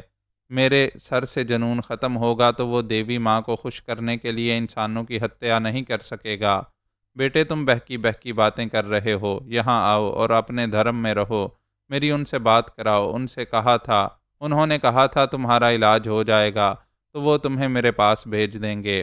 بے شک علاج کامیاب ہوا ہے، مگر شاید مکمل نہیں ہوا۔ مہا پجاری پھر مجھ پر حملے کر سکتا ہے۔ میں اگلی اماوس کی رات تک یہاں رہوں گا۔ جب یہ یقین ہو جائے گا کہ اللہ نے مجھے مکمل شفا دے دی ہے تو آپ کے پاس آ جاؤں گا۔ تم بار بار اللہ کا نام لے رہے ہو، کیا اپنے بھگوان کو بھول گئے ہو؟ بھولا نہیں ہوں، کیونکہ اللہ کے نام سے پچھلی تمام رات شیطان مردود سے پناہ ملتی رہی ہے۔ ہیم لتا نے اپنے پتی سے کہا، ہمارا بیٹا بدل گیا ہے۔ اغوا کرنے والے لاکھوں کروڑوں روپے وصول کرتے ہیں، یا جسے اغوا کرتے ہیں اس کی جان لے لیتے ہیں، مگر یہ مسلمان تو نہ بھاری رقم مانگ رہے ہیں، نہ بیٹے کو جان سے مار رہے ہیں، اس کا دھرم چھین رہے ہیں، اسے مسلمان بنا رہے ہیں۔ منوہر نے کہا، ممی آپ ان مسلمانوں کو غلط نہ سمجھیں، میں آپ کے دودھ کی قسم کھا کر کہتا ہوں، یہ مجھے مسلمان نہیں بنا رہے ہیں۔ میں اپنی سلامتی اور دماغی سکون حاصل کرنے کے لیے روحانی علاج کے طریقہ کار پر عمل کر رہا ہوں۔ ان کی آسمانی کتاب قرآن مجید کی چند آیات پڑھتا رہتا ہوں۔ ایشور لال نے سخت لہجے میں پوچھا، کیوں پڑھتے ہو؟ اس لیے کہ وہ دوا کی طرح اثر کرتی ہے۔ کیا آپ نہیں چاہتے کہ دوا اثر کرے؟ وہ ہچکچاتے ہوئے بولا، ہاں ضرور، مگر دوائیں تو پی جاتی ہیں، کھائی جاتی ہیں، اور وہ حلق سے اتر کر مرض کا توڑ کرتی ہیں۔ جو دوائیں مجھے دی جا رہی ہیں وہ روح میں اترتی ہیں اور شیطانی عمل کا توڑ کرتی ہیں۔ مجھے جنون سے اور جادو سے اس لیے بھی نجات مل رہی ہے کہ میں مولانا عبدالہادی کے ساتھ نمازیں پڑھتا ہوں۔ ایشور لال چیخ پڑا، کیا بکواس کر رہے ہو؟ کیا تم نماز پڑھتے ہو، پوجا نہیں کرتے ہو؟ فوراً یہاں واپس آؤ۔ وہ بولا، ڈیڈ میں واپس آنا چاہوں گا تو یہ لوگ مجھے نہیں روکیں گے، لیکن کیسے آؤں؟ کیا مولانا عبدالہادی جیسے معالج کو اور قرآن مجید کی مؤثر آیات کو چھوڑ دوں، پھر دماغی مریض بن جاؤں؟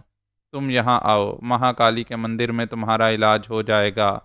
آپ انسانوں کی جان لے کر مجھے دماغی طور پر نارمل بنانا چاہتے ہیں، اور یہ لوگ ایک چیونٹی کو بھی مارے بغیر مجھے دماغی اور جسمانی طور پر صحت مند بنا رہے ہیں۔ وہ ٹھہر کر بولا، مجھے جب تک قلبی اطمینان حاصل نہیں ہوگا میں نہیں آؤں گا۔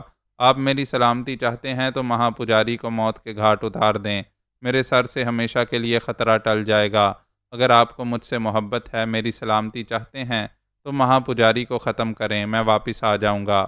اس نے فون بند کر دیا۔ وہ اپنی ماں کے دودھ کی قسم کھا کر کہہ چکا تھا کہ اس کا علاج کرنے والے اسے مسلمان نہیں بنا رہے ہیں، صرف کالے جادو کے بھیانک نتائج سے بچانے کے لیے اسے قرآن مجید کی آیات اور نماز پڑھا رہے ہیں۔ یہ کہہ دیا گیا تھا کہ وہ ہندو ہے، دماغی طور پر نارمل ہونے کے بعد اپنے ہندو ماں باپ کے پاس جائے گا۔ یہ بات الگ تھی کہ وہ آئندہ اپنا تحفظ اور اپنی سلامتی مقدس آیات میں تلاش کرے گا یا نہیں۔ وہ دماغی مریض خود ہی سمجھنے والا تھا کہ اس کا علاج اور دوائیں کہاں ہیں اور اسے شیطان مردود سے کہاں پناہ ملے گی۔ یعقوب اور اس کی شریک حیات صنم دلی پہنچ گئے تھے۔ ایشور لال کی محل نما کوٹھی میں تھے۔ ہیم لتا ان دونوں کو اپنی نظروں کے سامنے رکھنا چاہتی تھی۔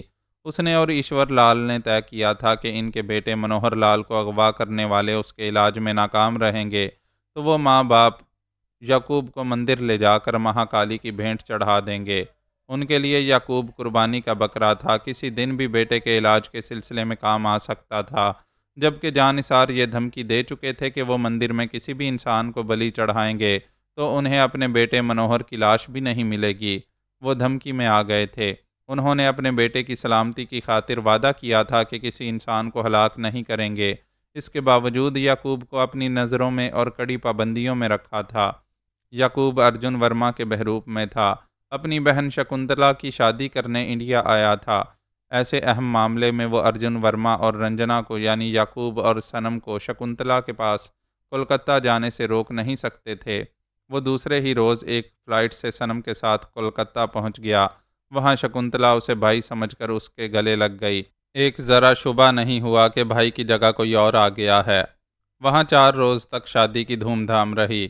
خوب ہنسنا بولنا اور ناچ گانا ہوتا رہا۔ پھر شکنتلا ڈولی میں بیٹھ کر پیا گھر چلی گئی۔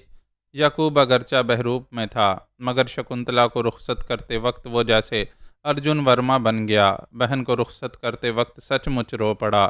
اس نے بعد میں سنم سے کہا، میری ماں یہودی ہے، اس سے جدا ہو چکا ہوں۔ جب سے پیدا ہوا ہوں تب سے اپنے پاپا کو کبھی روبرو نہیں دیکھا۔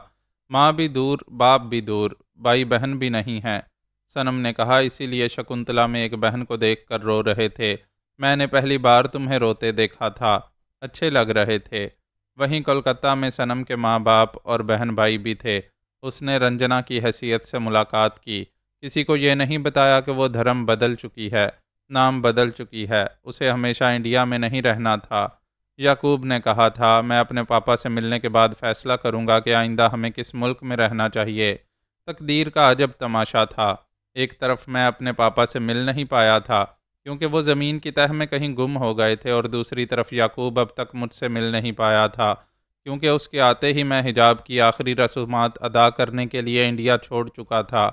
میرے جانثاروں نے اطلاع دی کہ وہ کولکتہ میں ہے۔ انہوں نے فون پر ہمارا رابطہ کرایا۔ یعقوب نے کہا، مجھے یہاں آتے ہی معلوم ہوا کہ آپ اس ملک سے چلے گئے ہیں۔ ہم باتیں کرتے وقت ایک دوسرے کو نام سے یا رشتے کے حوالے سے مخاطب نہیں کرتے تھے، اور نہ ہی یہ ظاہر کرتے تھے کہ کون کس ملک میں ہے۔ اس طرح ہماری فون کالیں ٹیپ کرنے والے نہ ہمیں پہچان سکتے تھے، نہ ہمارا سراغ لگا سکتے تھے۔ میں نے کہا، مجھے افسوس ہے، ہم ملنے سے پہلے پھر ایک دوسرے سے دور ہو گئے۔ مجھے تمہارے حالات کا علم ہوتا رہتا ہے، تمہیں بھی میرے بارے میں بہت کچھ معلوم ہوتا رہتا ہوگا۔ اس نے پوچھا، آپ کب تک واپس آئیں گے؟ کیا میری دلہن کو نہیں دیکھیں گے؟ بہت دل کرتا ہے کہ ابھی آ کر تم دونوں کو گلے لگاؤں، مگر اپنے حالات سے مجبور ہوں، شاید وہاں نہ آ سکوں، تمہیں یہاں آنا ہوگا۔ میں بھی یہاں کچھ روز تک مصروف رہوں گا۔ کوئی بات نہیں، جب حالات سازگار ہوں گے تو ہم ملنے کی کوئی جگہ مقرر کریں گے۔ میں بیٹے سے ملنے کے لیے بے چین تھا۔ مجبوری یہ تھی کہ ندا کو تنہا نہیں چھوڑ سکتا تھا، اور بیٹے کو لاہور بلا کر ندا کا تعارف یوں نہیں کرا سکتا تھا کہ بیٹے، یہ جو بچی دکھائی دے رہی ہے یہ تمہاری ماں بننے والی ہے۔ عجب تماشا کرنے والی بات ہوتی۔ بیٹا میری لاکھ عزت کرتا لیکن دل میں یہ ضرور سوچتا کہ ندا نواسی اور پوتی کے برابر ہے، پاپا کو اس کی کم سنی کا کچھ تو خیال کرنا چاہیے۔ میں بیٹے کو اپنے اعتماد میں لے کر یہ راز بتا سکتا تھا کہ میرا بڑھاپا عارضی ہے، میں رفتہ رفتہ جوان ہونے والا ہوں، چند برسوں بعد ندا کم سن نہیں رہے گی اور میں بوڑھا دکھائی نہیں دوں گا، میرا سفر سچ مچ جوانی کی سمت جاری رہے گا۔ میں بیٹے کو یہ راز فون پر نہیں بتا سکتا تھا، کبھی روبرو بیٹھ کر اسے حقائق سے آگاہ کر سکتا تھا، لیکن میرے پاپا کے، میرے بیٹے کے اور میرے مقدر میں ابھی ایک دوسرے کے روبرو ہونا نہیں لکھا تھا۔ یہ بھی خیال تھا کہ کبھی بیٹے سے سامنا ہوگا تو وہ تنہا نہیں ہوگا، بہو بھی ساتھ ہوگی، اور وہ بہو ندا کے حوالے سے میرے متعلق کیا سوچے گی، کیا رائے قائم کرے گی۔ بوڑھے سسر کو کیا ہو گیا ہے؟ انہیں کسی بیوہ یا طلاق یافتہ عورت سے شادی کرنا چاہیے، لیکن ایک کم سن لڑکی کے ساتھ سہاگ رات منانے کے لیے اس کی پرورش کر رہے ہیں۔ میں آئندہ ایسا شخص دکھائی دینے والا تھا جسے اپنی بزرگی کا خیال نہیں رہے گا، اور جو خلاف تہذیب، خلاف دستور کم سن لڑکی کے ساتھ زندگی گزارے گا۔ اس کے بعد بھی پتہ نہیں اور کتنی کم سن لڑکیوں کے ساتھ رنگ رلیاں مناتا رہے گا۔ ایسے خیالات مجھے الجھاتے رہتے تھے۔ فی الحال یہ بات ذہن میں آ رہی تھی کہ یعقوب کو اور اپنی بہو کو کبھی لاہور نہیں آنے دوں گا، ندا سے کبھی ان کا سامنا نہیں کراؤں گا، اپنے اس ذاتی معاملے کو ان سے پوشیدہ رکھوں گا۔ جب حالات موافق ہوں گے اور انہیں اپنا رازدار بنانا ضروری ہوگا تو پھر اپنی واپسی کے سفر کے متعلق انہیں سب کچھ بتا دوں گا۔ ابھی میں یعقوب کے حالات بیان کر رہا ہوں۔ اس کو اور صنم کو منوہر لال کی فکر تھی کہ اس کا کامیاب علاج ہو پائے گا یا نہیں۔ لندن کے جانثار اس سے رابطہ رکھتے تھے اور بتاتے رہتے تھے کہ مولانا عبدالہادی اس کا روحانی علاج کر رہے ہیں۔ اماوس کی رات صنم بہت پریشان تھی۔ اس نے یعقوب سے کہا، اگر وہ آج رات نارمل نہ رہا تو ایشور لال مہا پجاری کی بات مانے گا اور تمہاری بلی دینا چاہے گا۔ یعقوب نے کہا، فکر نہ کرو، اس کا بیٹا ہمارے شکنجے میں ہے، وہ اس کی سلامتی کے لیے مجھے کبھی نقصان نہیں پہنچائے گا۔ اسے وارننگ دی گئی ہے کہ وہ کسی انسان کو مہاکالی کے مندر میں لے جا کر ہلاک کرے گا تو اس کا بیٹا زندہ واپس نہیں ملے گا۔ صنم نے کہا، ایسی دھمکی کے باوجود ایشور لال کے آدمی تمہاری نگرانی کرتے رہتے ہیں۔ اس کے دماغ میں یہ بات ہوگی کہ وہ رازداری سے تمہیں ہلاک کرائے گا تو جانثاروں کو اس کی خبر نہیں ہوگی۔ وہ بولا، تم نہیں جانتی، پاپا کے جانثار یہاں میری نگرانی کر رہے ہیں، وہ مجھ پر ایک ذرا آنچ نہیں آنے دیں گے۔ اماوس کی وہ رات گزر گئی۔ ایک جانثار نے فون پر یہ خوشخبری سنائی کہ علاج کامیاب ہوا ہے۔ پچھلی رات منوہر پر دورہ نہیں پڑا تھا، وہ نارمل رہا تھا۔ پھر یہ کہا گیا کہ مہا پجاری انسانوں کی بلی دینے کے لیے شیطانی حرکتیں کر رہا ہے۔ اس نے کالے جادو کے ذریعے منوہر کو دماغی مریض بنا رکھا تھا۔ اگرچہ ایک اماوس کی رات وہ نارمل رہا ہے، روحانی علاج کامیاب ہو چکا ہے، تاہم مہا پجاری پھر پراسرار منتروں کے ذریعے روحانی علاج کو بے اثر کرنے کی کوشش کرے گا۔ یعقوب نے کہا، شیطانی عمل کو ختم کرنے کے لیے شیطان کو مارنا ہوگا۔ بانس نہیں رہے گا تو بانسری بھی نہیں بجے گی۔ میں مہا پجاری کا قصہ تمام کر دوں گا۔ جانثار نے کہا، منوہر بھی یہی کہتا ہے، ہم بھی یہی چاہتے ہیں۔ صنم یہ باتیں سن رہی تھی۔ اس نے کہا، ابھی ہم کولکتہ میں ہیں، مہا پجاری یہیں سبھاش اسٹریٹ کے ایک مکان میں رہتا ہے، میں تمہیں وہاں پہنچا سکتی ہوں۔ پھر تو میں ابھی وہاں جا کر اس کی گردن دبوچ لوں گا۔ ابھی کیسے جاؤ گے؟ ایشور لال کے آدمی تمہاری نگرانی کر رہے ہیں، پہلے انہیں راستے سے ہٹاؤ۔ یعقوب نے فون کے ذریعے ایک جانثار کو بتایا کہ وہ مہا پجاری کو ٹھکانے لگانا چاہتا ہے، اس سے پہلے ایشور لال کے آدمیوں کو راستے سے ہٹانا ضروری ہے۔ اس نے پوچھا، ہمیں اس کا پتہ بتائیں، ہم اسے جہنم میں پہنچا دیں گے۔ آپ کے پاپا نے کہا ہے، ہم یہاں آپ کو خطرات سے نہ کھیلنے دیں۔ پاپا سے کہو میں کوئی نادان بچہ نہیں ہوں، مجھے خطرات سے کھیلنے کی اجازت دیں۔ ہم آپ کا پیغام انہیں دیں گے۔ ابھی آپ مہا پجاری کا پتہ بتائیں۔ صنم نے فون لے کر اس کا مکان نمبر اور پتہ بتایا، پھر رابطہ ختم کر دیا۔ یعقوب نے کہا، وہ مہا پجاری تمہارے ذریعے میری گردن اڑانا چاہتا تھا، میں اس کی گردن مارنا چاہتا ہوں، لیکن یہ حسرت ہی رہ جائے گی۔ صنم نے کہا، میں تمہیں بتا چکی ہوں، میں مہاکالی کے مندر میں پوجا کے اور جانوروں کے بلیدان کے وقت رقص کرتی تھی۔ مہا پجاری سے ہمیشہ رابطہ رہا کرتا تھا، اس کا فون نمبر میرے موبائل فون میں ہے۔ کیا تم اپنی حسرت پوری کرنا چاہتے ہو؟ یعقوب نے کہا، ہاں، اسے فون کرو، معلوم کرو وہ اس وقت کہاں ہے، میں چاہتا ہوں وہ جانثاروں کے ہاتھ نہ لگے، میرے ہتھے چڑھے۔ صنم نے اپنے فون پر مہا پجاری کے نمبر پنچ کیے، فوراً ہی رابطہ ہو گیا۔ وہ بولی، پجاری جی، جے مہا کالی کی، میں آپ کی داسی رنجنا بول رہی ہوں۔ وہ خوش ہو کر بولا، اری رنجنا، یہ تو ہے، ایشور لال نے بتایا تھا تو اپنے پہلے پتی ارجن ورما کے ساتھ لندن سے آ گئی ہے، یاد ہے نا؟ اس پہلے کے بعد تیرے اور 2 پتی ہوں گے جو مہاکالی کی بھینٹ چڑھیں گے۔ میں بھلا کیسے بھول سکتی ہوں، مجھے یاد ہے، اسی لیے تو ارجن ورما کے ساتھ کولکتہ آئی ہوں۔ کیا تو ہمارے شہر میں ہے اور قربانی کے بکرے کو بھی لائی ہے؟ جی ہاں، اسے لائی تو ہوں، مگر آپ کے لیے بہت پریشان ہوں۔ میرے لیے کیوں پریشان ہے؟ میں نے رات سپنا دیکھا ہے، آپ بڑی مصیبت میں ہیں، آپ پر کٹھن سمے آ گیا ہے۔ وہ پریشان ہو کر بولا، ٹھیک کہتی ہے، لندن کے کچھ مسلمان میرے دشمن بن گئے ہیں۔ میں نے بھی سپنوں میں مسلمانوں کو دیکھا ہے، وہ گھر میں گھس آئے ہیں اور آپ کو گولیوں سے چھلنی کر رہے ہیں۔ کیا ابھی آپ اپنے گھر میں ہیں؟ ہاں، میں گھر میں ہوں، سوچ رہا ہوں مندر جا کر ماں بھوانی کے چرنوں میں رہوں۔ آپ ابھی گھر سے نکل جائیں، میں آپ کے پہلے شکار ارجن ورما کو لے کر مندر آ رہی ہوں۔ واہ، کیا بات ہے رنجنا، تو مہاکالی، لہو چاٹنے والی کی سچی پجارن ہے۔ میں ابھی یہاں سے نکل رہا ہوں۔ رابطہ ختم ہو گیا۔ صنم نے کہا، وہ اپنے گھر سے نکل رہا ہے، جانثاروں کے ہاتھ نہیں آئے گا، کالی ماتا کے مندر میں 2 گھنٹے تک پہنچے گا۔ याकूब ने पूछा, हमें वहाँ पहुँचने में कितना वक्त लगेगा? हम भी 2 घंटे में पहुँचेंगे। फ़ौरन यहाँ से निकलो, मैं इस पुजारी से पहले वहाँ पहुँचना चाहता हूँ। वो दोनों मकान से बाहर आकर रेंटेड कार में बैठ गए। वो कार स्टार्ट करके आगे बढ़ाते हुए बोला, क्या वहाँ पुजारी के चेले चपाटे भी होंगे? उसके 2 चेले दिन रात वहीं रहते हैं। क्या वो जदीद असलहा रखते हैं? वहाँ कभी गन फायरिंग की नौबत नहीं आई। वो तलवार, त्रिशूल, बुगदा और बाले रखते हैं।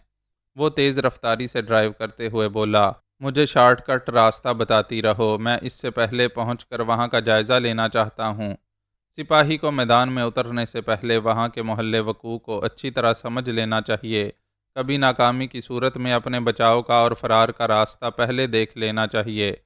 मेरा बेटा मेरी इजाज़त के बगैर ख़तरे से खेलने जा रहा था।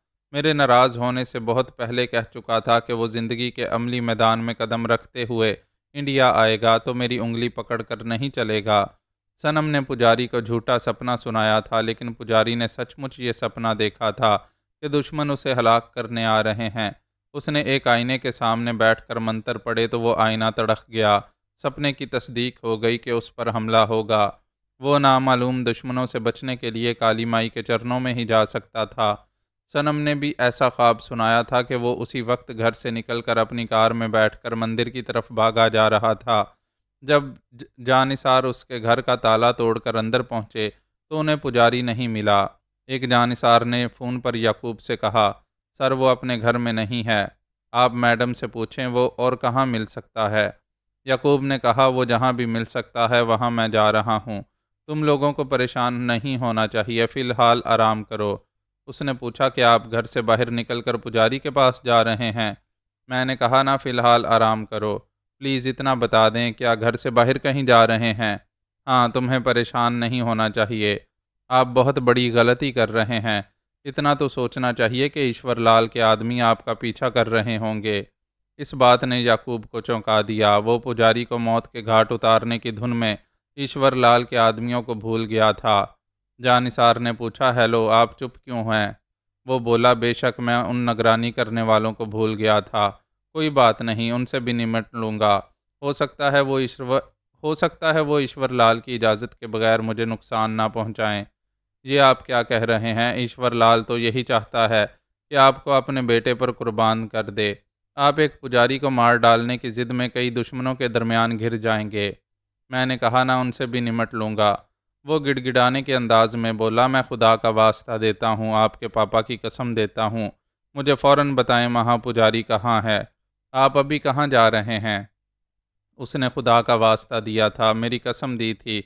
याकूब ने मजबूर होकर सनम को फ़ोन देते हुए कहा, बताओ वो मंदिर कहाँ है और इन्हें किस रास्ते से वहाँ पहुँचना है। सनम ने फ़ोन लेकर उसे कान से लगाया। फिर उन्हें बताने लगी कि हावड़ा बुर्ज से उतरते ही जो रास्ता जनूब की समत जाता है वो इस रास्ते पर चलते हुए दरियाए हुगली के साहली रास्ते पर आ जाएं। वहाँ से तकरीबन 30 किलोमीटर दूर एक खंडर जैसा मंदिर है। वहीं महाकाली की पूजा होती है और वो महापुजारी के पीछे उसी तरफ जा रहे हैं। जानिसार ने कहा, हम आ रहे हैं, प्लीज़ आप शहज़ादा याकूब सलमान को समझाएं, वो हमसे पहले वहाँ ना जाएं, हमारा इंतज़ार करें। वो बोली, अच्छी बात है, मैं इन्हें समझाती हूँ। उसने फ़ोन बंद करते हुए कहा, वाकई तुमने महापुजारी से इंतकाम लेने की धुन में ईश्वर लाल के आदमियों को नज़रअंदाज कर दिया। यकीनन वो निगरानी करने वाले समझ गए होंगे मैं तुम्हें मंदिर में ले जा रही हूँ। वो लोग दूसरे रास्ते से वहाँ ज़रूर पहुँचेंगे, न जाने तादाद में कितने होंगे। वो उसके बाजू से लगकर बोली, तुम उनके मुकाबले में तनहा हो गए। मेरी बात मानो, गाड़ी रोको और अपने जानिसारों का इंतज़ार करो। उसने कार रोक दी, स्टीयरिंग पर हाथ मारते हुए कहा, मैंने बहुत बड़ी गलती की है। इंतकाम लेने की जल्दी में निगरानी करने वालों को भूल गया। मुझे पापा के सामने शर्मिंदा होना पड़ेगा। सनम ने कहा, इसमें शर्मिंदा होने वाली क्या बात है? तुम्हारे पापा भी अपने जानिसारों से मदद हासिल करते हैं। तुम भी यही करने जा रहे हो। मैंने पापा से कहा था, ना उनकी उंगली पकड़ कर चलूँगा, ना उनके जानिसारों की मदद हासिल करूँगा। तुम्हें ऐसा नहीं कहना चाहिए था। उनके जानिसार लंदन में तुम्हारे काम आए। अगर वो मनोहर लाल को अगवा ना करते तो इतनी आसानी से आकर यहाँ आज़ादी से घूम ना सकते। اب یہاں بھی پاپا کے تابعدار اور وفادار تمہارے کام آ رہے ہیں۔ وہ قائل ہو کر بولا، پاپا کے تمام جانثار زبردست تربیت یافتہ ہیں، ناممکن کو ممکن بنا دیتے ہیں۔ انشاءاللہ میں بھی ایسے جانثاروں کی ایک ٹیم بناؤں گا۔ صنم نے کہا، ایک عمدہ مشورہ دیتی ہوں، نئے اور اجنبی لوگوں کو اپنا وفادار بنانا چاہو گے تو انہیں تربیت دینے میں برسوں لگ جائیں گے، پھر یہ معلوم نہیں ہو سکے گا کہ ان وفاداروں میں کتنے چھپے ہوئے غدار ہیں۔ وہ قائل ہو کر بولا، ہاں پتہ نہیں پاپا نے کتنے برسوں کی محنت کے بعد ایسے جان پر کھیل جانے والوں کی فوج بنائی ہے۔ میں پتہ نہیں کتنے غداروں سے دھوکہ کھاتا رہوں گا، تب وفاداروں کی ٹیم بنا پاؤں گا۔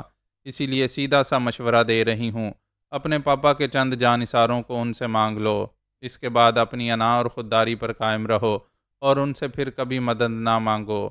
اس نے بڑی محبت سے صنم کو دیکھا، پھر کہا، تم بہت ذہین ہو بیٹا، اپنے باپ سے ضرورت کی چیزیں مانگ سکتا ہے، میں ان سے مانگ کر اپنی ایک الگ ٹیم بناؤں گا۔ تم بہت اچھی ہو، آئی لو یو۔ وہ آئی لو یو کا جواب دینے کے لیے اس کے گلے لگ گئی۔ تھوڑی دیر بعد الگ ہو کر بولی، وہ جانثار ابھی تک نہیں آئے، شاید راستہ بھٹک گئے ہیں، انہیں کال کرو۔ یعقوب نے رابطہ کیا، ہیلو تم لوگ کہاں ہو؟ جواب سنائی دیا، ہم مندر میں ہیں، آپ آ جائیں۔ اس نے حیرانی سے کہا، ہم یہاں انتظار کر رہے ہیں، ہم نے تمہیں یہاں سے گزرتے نہیں دیکھا، پھر وہاں کیسے پہنچ گئے؟ پلیز یہاں آ جائیں، آپ کو معلوم ہو جائے گا۔ یعقوب نے رابطہ ختم کیا، پھر کار سٹارٹ کرتے ہوئے کہا، یہ جانثار کتنے تیز ترار ہیں، ہم یہاں انتظار کر رہے ہیں اور وہ نہ جانے وہاں پہنچ کر کیا کر رہے ہوں گے۔ وہ جانثار یعقوب کی طرف آ رہے تھے، انہوں نے ایشور لال کے آدمیوں کو دیکھ لیا تھا، وہ راستہ بدل کر مندر کی طرف جا رہے تھے۔ وہ چار مسلح افراد ایک ویگن کار میں تھے، جانثار ان چاروں کو اور اس ویگن کار کو کئی بار دیکھ چکے تھے۔ انہوں نے فائر کیا تو ویگن کا پچھلا پہیہ ایک دھماکے سے ناکارہ ہو گیا۔ تیز رفتار گاڑی ادھر سے ادھر ہوتی ہوئی سڑک کے کنارے ایک درخت سے ٹکرا گئی۔ وہ دشمن گاڑی کے ڈگمگانے کے باعث خود کو سنبھال نہ سکے، پھر فائر کیسے کرتے؟ جانثار اپنی گاڑی سے نکل کر تڑا تڑ گولیاں برساتے ہوئے قریب آئے تو دو مر چکے تھے، باقی دو حادثے کے باعث زخمی ہو گئے تھے، انہیں بھی گولی مار دی گئی۔ وہ جانثار دوسرے راستے پر بہت دور نکل گئے آئے تھے، یہ معلوم تھا کہ آگے ساحلی راستے پر جانا ہے، لہٰذا وہ اندازے سے آگے بڑھتے ہوئے اس مندر میں پہنچ گئے۔ انہوں نے وہاں مہا پجاری کو اس کے دو چیلوں کے ساتھ دیکھا، وہ ایک بڑی سی انگیٹھی میں کوئلے دہکا رہے تھے۔ پجاری انگیٹھی کو سندور لگا کر منتر پڑھ رہا تھا، ان کے خیال کے مطابق ارجن ورما بلیدان کے لیے وہاں آنے والا تھا، اس کی گردن اڑانے کے لیے ایک بڑا سا بغدہ رکھا ہوا تھا۔ جانثاروں نے وہاں پہنچتے ہی دونوں چیلوں کو گولی مار دی۔ پجاری اچھل کر کھڑا ہو گیا، انہیں گھور کر دیکھتے ہوئے منتر پڑھنے لگا۔ ایک جانثار نے اس کے گھٹنے پر گولی ماری، وہ لڑکھڑا کر گر پڑا۔ انہوں نے رسیوں سے اس کے ہاتھ پاؤں باندھ دیے، ایسے وقت بھی وہ منتر پڑھ رہا تھا، ان پر پھونکے مار رہا تھا۔ ایک نے کہا، اس کا کالا جادو ہم پر اثر کر سکتا ہے، اسے منتر پڑھنے سے روکو۔ انگیٹھی میں کوئلے دہک رہے تھے، ایک جانثار نے چمٹے سے دہکتے ہوئے انگارے اٹھائے، دوسرے نے پجاری کی ناک دبائی تو اس نے سانس لینے کے لیے منہ کھول دیا، پھر ایک دم سے چیخ پڑا، اس کے منہ میں دو انگارے پہنچ گئے تھے، وہ رسیوں سے بندھا ہوا تڑپ رہا تھا، فرش پر ادھر سے ادھر ہو رہا تھا، اس کے منہ کے اندر چھالے پڑ گئے تھے، زبان جل گئی تھی، وہ منتر پڑھنے کے قابل نہیں رہا تھا۔ جانثاروں نے اس پر قابو پانے کے بعد یعقوب کو فون پر بتایا کہ وہاں کیا ہو رہا ہے۔ ایسے ہی وقت یعقوب ان سے فون پر باتیں کرتے ہوئے وہاں پہنچ گیا۔ اس نے دو لاشیں دیکھیں، پھر مہا پجاری کو رسیوں سے بندھا ہوا دیکھا۔ ایک نے کہا، سر یہ منتر پڑھ رہا تھا، ہم نے اس کا منہ جلا دیا ہے، آپ کے لیے اسے زندہ چھوڑا ہے۔ دوسرے نے کہا، آپ اسے اپنے ہاتھوں سے ہلاک کرنا چاہتے تھے، یہ آپ کے سامنے حاضر ہے۔ یعقوب نے ناگواری سے کہا، تم لوگوں نے مجھے سمجھا کیا ہے؟ کیا میں تمہارے مارے ہوئے شکار کو ماروں گا؟ کیا نادان بچہ ہوں کہ اپنی گن سے تمہارے پیش کیے ہوئے کھلونوں سے کھیلوں گا؟ پلیز آپ ناراض نہ ہوں، اسے مجبور اور بے بس بنانا ضروری تھا، ورنہ یہ کالے جادو سے ہم سب کو زیر کر سکتا تھا۔ یعقوب نے کہا، پاپا سے میری بات کراؤ۔ انہوں نے فوراً ہی مجھ سے رابطہ کیا، پھر فون یعقوب کو دیا۔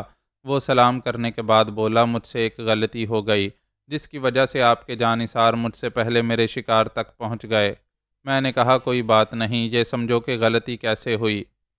یاد رکھو، جب بھی انتقام کے جوش میں آ کر جذبات سے مغلوب ہو جاؤ گے تو غلطی ضرور کرو گے۔ میں نے ذرا ٹھہر کر کہا، تم نے کہا تھا میری انگلی پکڑ کر نہیں چلو گے۔ میں نے اعتراض نہیں کیا، تمہیں آزاد چھوڑ دیا۔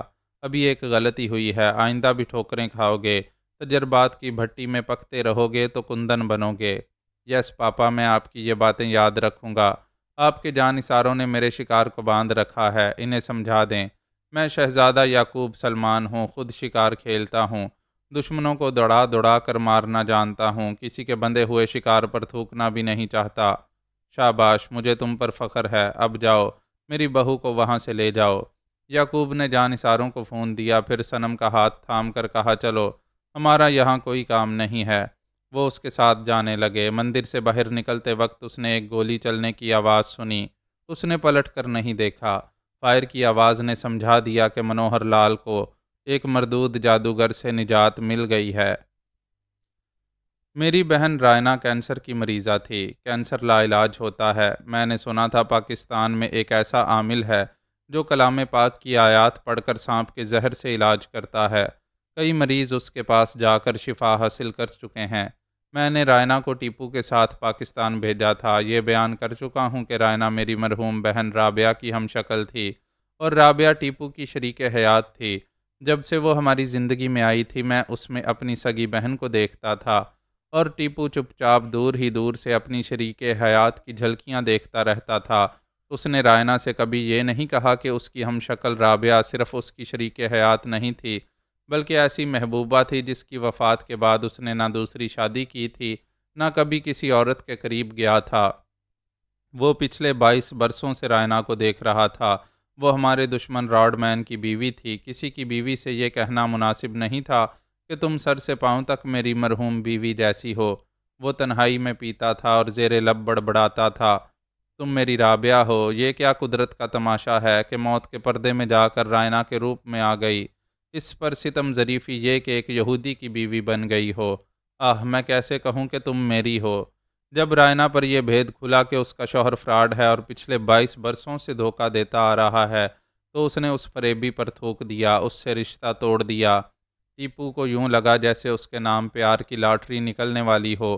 وہ میری ہدایت کے مطابق رائنا کو علاج کے لیے لاہور لے آیا۔ گلبرگ میں اس کی ایک کوٹھی تھی جہاں وہ برس 2 برس میں ایک بار آتا تھا، اپنی رابعہ کی یادیں تازہ کرتا تھا، پھر چلا جاتا تھا۔ ایک طویل مدت کے بعد رائنا کے ساتھ آیا تو رائنا کی جگہ رابعہ دلہن کے لباس میں دکھائی دی۔ وہ اسے دیکھتا ہی رہ گیا۔ رائنا نے پوچھا، اس طرح کیوں دیکھ رہے ہو؟ وہ ہچکچاتے ہوئے بولا، میں تو بس یوں ہی تمہیں دیکھتا رہتا ہوں۔ وہ بولی، ہاں میں نے کئی بار محسوس کیا ہے، تم بڑے جذبے سے مجھے دیکھتے ہو۔ ایسے وقت تم میرے متعلق کیا رائے قائم کرتی ہو؟ یہی کہ میں تمہارے دوست کی بہن رابعہ دکھائی دیتی ہوں، اس لیے تم بڑی محبت سے دیکھتے ہو۔ ایک بات میں نے اور میرے دوست نے تم سے چھپائی ہے۔ اس نے پوچھا، کون سی بات؟ بات ایسی ہے کہ جب تک تم راڈ مین کی شریک حیات رہیں تب تک ہم نے سوچا کہ میرا اور رابعہ کا رشتہ چھپانا مناسب رہے گا۔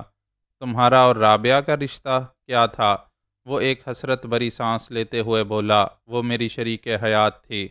اس نے حیرانی سے پوچھا، کیا واقعی؟ ٹیپو نے الماری سے ایک البم نکال کر کہا، اسے دیکھو۔ وہ ایک صوفے پر بیٹھ گئی، البم کھول کر دیکھنے لگی۔ پہلے ہی صفحے پر رابعہ اور ٹیپو دلہا دلہن کے لباس میں دکھائی دے رہے تھے۔ رائنا کو یوں لگا کہ وہ پاکستانی دلہن بنی ہوئی ہے۔ وہ ورق الٹ کر دوسری تصویریں دیکھنے لگی اور وہ کوئی دوسری نہیں تھی، ایسا ہی لگ رہا تھا کہ سب ہی اس کی اپنی تصویریں ہیں۔ اس البم میں میری تصویریں بھی تھیں۔ میں ایک تصویر میں اس کا ہاتھ ٹیپو کے ہاتھ میں دے رہا تھا اور ایک تصویر میں اسے ٹیپو کے ساتھ کلام پاک کے سائے میں رخصت کر رہا تھا۔ وہ حیران ہو رہی تھی، کہہ رہی تھی، یہ تو میں ہوں، ایسا لگ رہا ہے میری شادی تم سے ہوئی تھی۔ وہ بولا، ہاں تم سے ہی ہوئی تھی، تمہارا صرف نام بدل گیا ہے، باقی ساری کی ساری رابعہ ہو۔ اس نے بڑے جذبے سے رائنا کو دیکھتے ہوئے کہا، تم راڈ مین سے رشتہ توڑ چکی ہو، اس لیے آج کھل کر کہہ رہا ہوں، تم میری رابعہ ہو، وفات پانے کے بعد بھی میرے لیے واپس آئی ہو۔ پلیز ایسی باتیں نہ کرو، میں ایک جوان بیٹے کی ماں ہوں، جو تمہارا ہے وہ میرا ہے، تمہارا نامان میرا بھی بیٹا ہے۔ اس نے سر اٹھا کر ٹیپو کو دیکھا، پھر نظریں جھکا لیں۔ وہ بولا، میں نے تمہارا میرج سرٹیفکیٹ دیکھا ہے، شادی کے دن تم 17 برس کی تھی، آج نعمان 22 برس کا ہے، اس حساب سے تم 39 برس کی ہو، بوڑھی نہیں ہو، جوان ہو، کیا باقی زندگی کسی چاہنے والے کے بغیر گزار سکو گی؟ وہ باقی زندگی گزار سکتی تھی، لیکن اب اچانک ہی ایک دیوانہ سامنے آ گیا تھا۔ اس کی دیوانگی کہہ رہی تھی کہ وہ جن محبتوں سے محروم رہی ہے، وہ ساری محبتیں اس پر نچھاور کرنے والا ہے۔ وہ بولی، تم جانتے ہو راڈ مین جھوٹا اور فریبی تھا، مجھے ایک شوہر کا سچا پیار نہیں ملا، اب میں مایوس اور بیزار ہو گئی ہوں۔ مایوس نہیں ہونا چاہیے، تم پچھلے 22 برسوں سے مجھے دیکھ رہی ہو، میرے متعلق سوچو، غور کرو، تمہیں ایک جیون ساتھی کی بھرپور محبتیں ملتی رہیں گی۔ میں کینسر کی مریضہ ہوں، موت کی دہلیز پر ہوں، میری تمنا نہ کرو، کروں گا، تمہاری موت سے لڑنے کے لیے تمہیں یہاں لایا ہوں، خدا نے چاہا تو تم میرے لیے زندہ رہو گی۔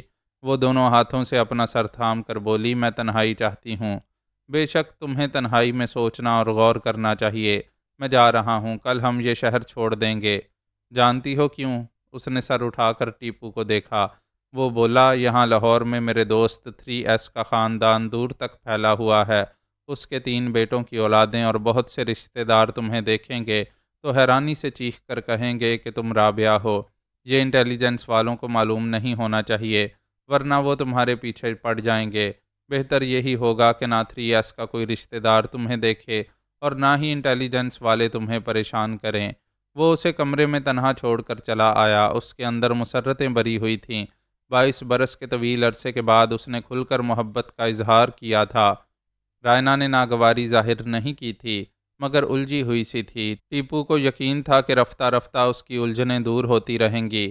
وہ ایک شوہر کے سچے پیار کو ترستی رہی تھی، وہ کمی، وہ محرومی دور کرنے کے لیے اس کی طرف مائل ہوتی رہے گی۔ وہ دوسرے دن لاہور سے فیصل آباد آ گئے۔ اس شہر سے کئی کلومیٹر دور جھنگ روڈ پر تیسر نامی ایک پنڈ ہے۔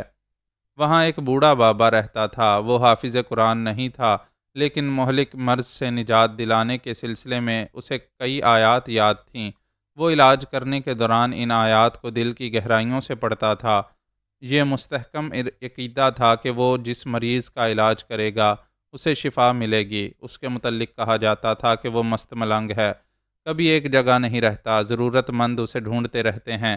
وہ کبھی کبھی اپنے پنڈ میں نظر آتا تھا۔ وہ مریض خوش نصیب کہلاتا تھا جو اسے ڈھونڈ نکالتا تھا۔ رائنا خوش نصیب تھی۔ وہ ٹیپو کے ساتھ تیسر پنڈ میں پہنچی تو وہ بابا کہیں سے بھٹکتا ہوا اپنی جھگی میں آ گیا تھا۔ اس کے ہاتھوں میں سانپ کا ایک پٹارا تھا۔ رائنا اور ٹیپو اس کے پیچھے چلتے ہوئے جھگی کے اندر آئے۔ وہ پٹارے کو ایک طرف رکھ کر فرش پر پلتھی مار کر بیٹھ گیا۔ وہ دونوں اس کے سامنے دو زانو ہو گئے۔ ٹیپو نے کہا، بابا ہم 7 سمندر پار سے آئے ہیں، یہ میری ایک عزیزہ ہے، اسے بلڈ کینسر ہو گیا ہے، اللہ کی مرضی ہوگی، آپ کی مہربانی ہوگی تو اسے اس موذی مرض سے نجات ملے گی۔ وہ سر جھکائے بیٹھا تھا، زیر لب ایک آیت پڑھ رہا تھا۔ اس نے سر اٹھا کر انہیں دیکھا، پھر پوچھا، میری تلاش میں کب سے بھٹک رہے ہو؟ ہم آج ہی آئے ہیں، ہماری خوش قسمتی ہے کہ آپ سے ملاقات ہو رہی ہے۔ وہ بولا، لوگ کہتے ہیں میں پاگل دیوانہ ہوں، اپنے گھر سے بھاگ جاتا ہوں، پھر مہینوں بعد واپس آتا ہوں، یہ کوئی نہیں جانتا میں جنگلوں اور بیابانوں میں کیوں بھوکا پیاسا بھٹکتا رہتا ہوں۔ ٹیپو نے پوچھا، آپ اپنا گھر چھوڑ کر جنگلوں میں کیوں رہتے ہیں؟ وہ بولا، سانپ پکڑنے کے لیے، کوئی ایسا ویسا سانپ نہیں، عام سانپوں سے کینسر نہیں جاتا، یہ جو کینسر ہوتا ہے نا، یہ سانپوں کے زہر سے زیادہ تڑپاتا ہے۔ وہ رائنا کو دیکھتے ہوئے بولا، سانپ ڈستا ہے تو آدمی اسی وقت مر جاتا ہے، مگر کینسر تو اندر ہی اندر پل پل ہلاک کرتا رہتا ہے، 2-4 مہینوں تک، 2-4 برسوں تک پیچھا نہیں چھوڑتا، جان لے کر ہی رہتا ہے۔ وہ انگریزی زبان نہیں سمجھتا تھا۔ رائنا نے ٹیپو سے کہا، یہ تو بہت ہی غریب اور بدحال شخص ہے، کینسر کے پرابلم کو کیا سمجھتا ہوگا؟ تم کہاں لائے ہو؟ مجھے یقین نہیں آ رہا کہ یہ میرا علاج کر سکے گا۔ ٹیپو نے کہا، علاج کرنے والا خواہ کتنا ہی خستہ حال کیوں نہ ہو، وہ تو ایک وسیلہ ہوتا ہے، شفا دینے والا تو صرف خدا ہے، تم خدا پر بھروسہ رکھو۔ بابا نے پوچھا، یہ کیا کہہ رہی ہے؟ ٹیپو نے کہا، یہ پوچھ رہی ہے کہ آپ اس کا علاج کریں گے اور کب کریں گے؟ اسے بتاؤ میں زہریلے ناگ کی تلاش میں بھٹکتا رہتا ہوں۔ اول تو ناگ آسانی سے نظر نہیں آتا، کہیں نظر آ جائے تو جان جوخم میں ڈال کر اسے پکڑتا ہوں، کسی دن اس کے زہر نے مجھے ڈس لیا تو سمجھو یہ علاج کا سلسلہ گیا۔ اس مرض کی دوا تیار کرنے کے لیے میں موت سے لڑتا ہوں۔ اس عورت سے باہر آنگن میں بیٹھنے کو کہو، پھر تم سے بات کروں گا۔ ٹیپو نے کہا، آؤ رائنا، باہر چل کر آنگن میں بیٹھو، یہ بابا مجھ سے تنہائی میں باتیں کرنا چاہتا ہے۔ وہ آنگن میں آ گئی، ایک چارپائی پر بیٹھتے ہوئے بولی، وہ تم سے کیا کہنا چاہتا ہے، میرے سامنے کیوں نہیں کہہ رہا ہے؟ جبکہ میں اس کی زبان نہیں سمجھتی اور وہ میری زبان نہیں سمجھتا۔ وہ رائنا کے شانے کو تھپک کر بولا، اس کا اپنا طریقہ کار ہے، وہ جو کہتا ہے ہمیں وہی کرنا چاہیے۔ پھر وہ ابھی جو کہے گا وہ بات تم سے نہیں چھپاؤں گا، ابھی آ کر بتاؤں گا، تم یہاں آرام سے بیٹھو۔ وہ اسے آنگن میں چھوڑ کر جھگی میں آیا، بوڑھے بابا کے سامنے بیٹھتے ہوئے بولا، بے شک آپ خطرات سے کھیلتے ہیں، ناگ جیسے زہریلے سانپ کو پکڑتے ہیں۔ اس محنت اور عرق ریزی کے لیے آپ جتنی رقم چاہیں گے میں ادا کروں گا، اور میں ایک پیسہ بھی نہیں لوں گا۔ ٹیپو نے اسے حیرانی سے دیکھا، وہ بولا، علاج کے پیسے لوں گا تو یہ میرا پیشہ بن جائے گا۔ لوگ ڈاکٹر بننے کے لیے لاکھوں کروڑوں روپے خرچ کرتے ہیں، پھر ڈاکٹری کی سند لے کر خوب دولت کماتے ہیں۔ میں نے تعلیم حاصل نہیں کی، ایک پیسہ بھی خرچ نہیں کیا، خدا نے مجھے مفت میں مسیحائی دی ہے اور میں مفت علاج کرتا ہوں۔ مجھے اس کا صلہ یوں ملتا ہے کہ میرے پاس دولت نہیں ہے تو ڈاکو اور دشمن بھی نہیں ہیں، جو کینسر سے نجات حاصل کر لیتے ہیں وہ مجھے دعائیں دیتے ہیں۔ کسی کے دل سے نکلی ہوئی خالص دعا کمانا بہت مشکل ہے، مگر میں آسانی سے کما رہا ہوں۔ وہ بڑی اچھی باتیں کہہ رہا تھا۔ ٹیپو نے پوچھا، آپ اس کی دوا کیسے تیار کرتے ہیں؟ جب کوئی ناگ میرے قابو میں آتا ہے تب میں اس کی گردن کاٹ کر لاتا ہوں، یہ دیکھو۔ اس نے پاس رکھے ہوئے پٹارے کو کھولا۔ ٹیپو نے جھک کر دیکھا، اس پٹارے میں ایک ناگ کا کٹا ہوا سر رکھا ہوا تھا۔ وہ بولا، میں نے تمہاری عورت کو اسی لیے باہر بھیج دیا، جس کا علاج کرتا ہوں اسے یہ سب کچھ نہیں دکھاتا، نہ اس کے سامنے زہر کے سلسلے میں زیادہ کچھ بولتا ہوں۔ ٹیپو نے سر گھما کر آنگن کی طرف دیکھا، وہ وہاں سے نظر نہیں آ رہی تھی۔ اس نے بابا سے کہا، میری عورت بڑے حوصلے والی ہے، پھر بھی میں اس کے سامنے سانپ کا اور زہر کا ذکر نہیں کروں گا، یہی تمہاری عورت کے لیے بہتر ہوگا۔ ٹیپو نے ناگ کے کٹے ہوئے سر کو دیکھ کر کہا، کیا آپ اس کے سر سے زہر نکالیں گے؟ کیا میری عورت اسے استعمال کرے گی؟ یہ نادانی ہوگی، یہ زہر کا ایک ننھا سا قطرہ درجنوں مریضوں کو پلک جھپکنے میں ہلاک کر دے گا، یہ زہر ہے، کوئی مذاق نہیں ہے۔ وہ بوڑھے بابا کی باتیں توجہ اور دلچسپی سے سن رہا تھا۔ وہ کہہ رہا تھا، میں اپنے آنگن میں ایک چھوٹا سا گڑھا کھود کر ناگ کا سر وہاں رکھتا ہوں، پھر 6 قسم کی خاص جڑی بوٹیاں کاٹ کر اور پیس کر اس کے سر پر ڈالتا ہوں، پھر گھڑے کو بھر دیتا ہوں۔ وہ ذرا توقف سے بولا، کسان بیج بوتے ہیں، میں زہر بوتا ہوں، ایک مالی کی طرح اس جگہ کو پانی سے سینچتا رہتا ہوں، کچھ دنوں میں وہاں سے کونپلیں پھوٹتی ہیں، ایک پودا پنپتا ہے، ناگ کے زہر اور 6 جڑی بوٹیوں کی آمیزش سے وہ پودا وجود میں آتا ہے، میں اس کے سبز پتوں کو پیس کر عرق نکالتا ہوں۔ ٹیپو نے پوچھا، کیا وہ عرق زہریلا نہیں ہوتا؟ کسی حد تک اسے زہریلا کہہ سکتے ہو، وہ 6 جڑی بوٹیوں کے مرکب سے دوا بن جاتا ہے، پھر یہ تب قابل استعمال ہوتا ہے جب اس دوا کا 1% 99% الکحل میں ملاتا ہوں۔ جب پہلی بار آپ نے کسی مریض کو یہ دوا دی ہوگی تو کیا یہ اندیشہ نہیں رہا ہوگا کہ وہ مریض مر سکتا ہے؟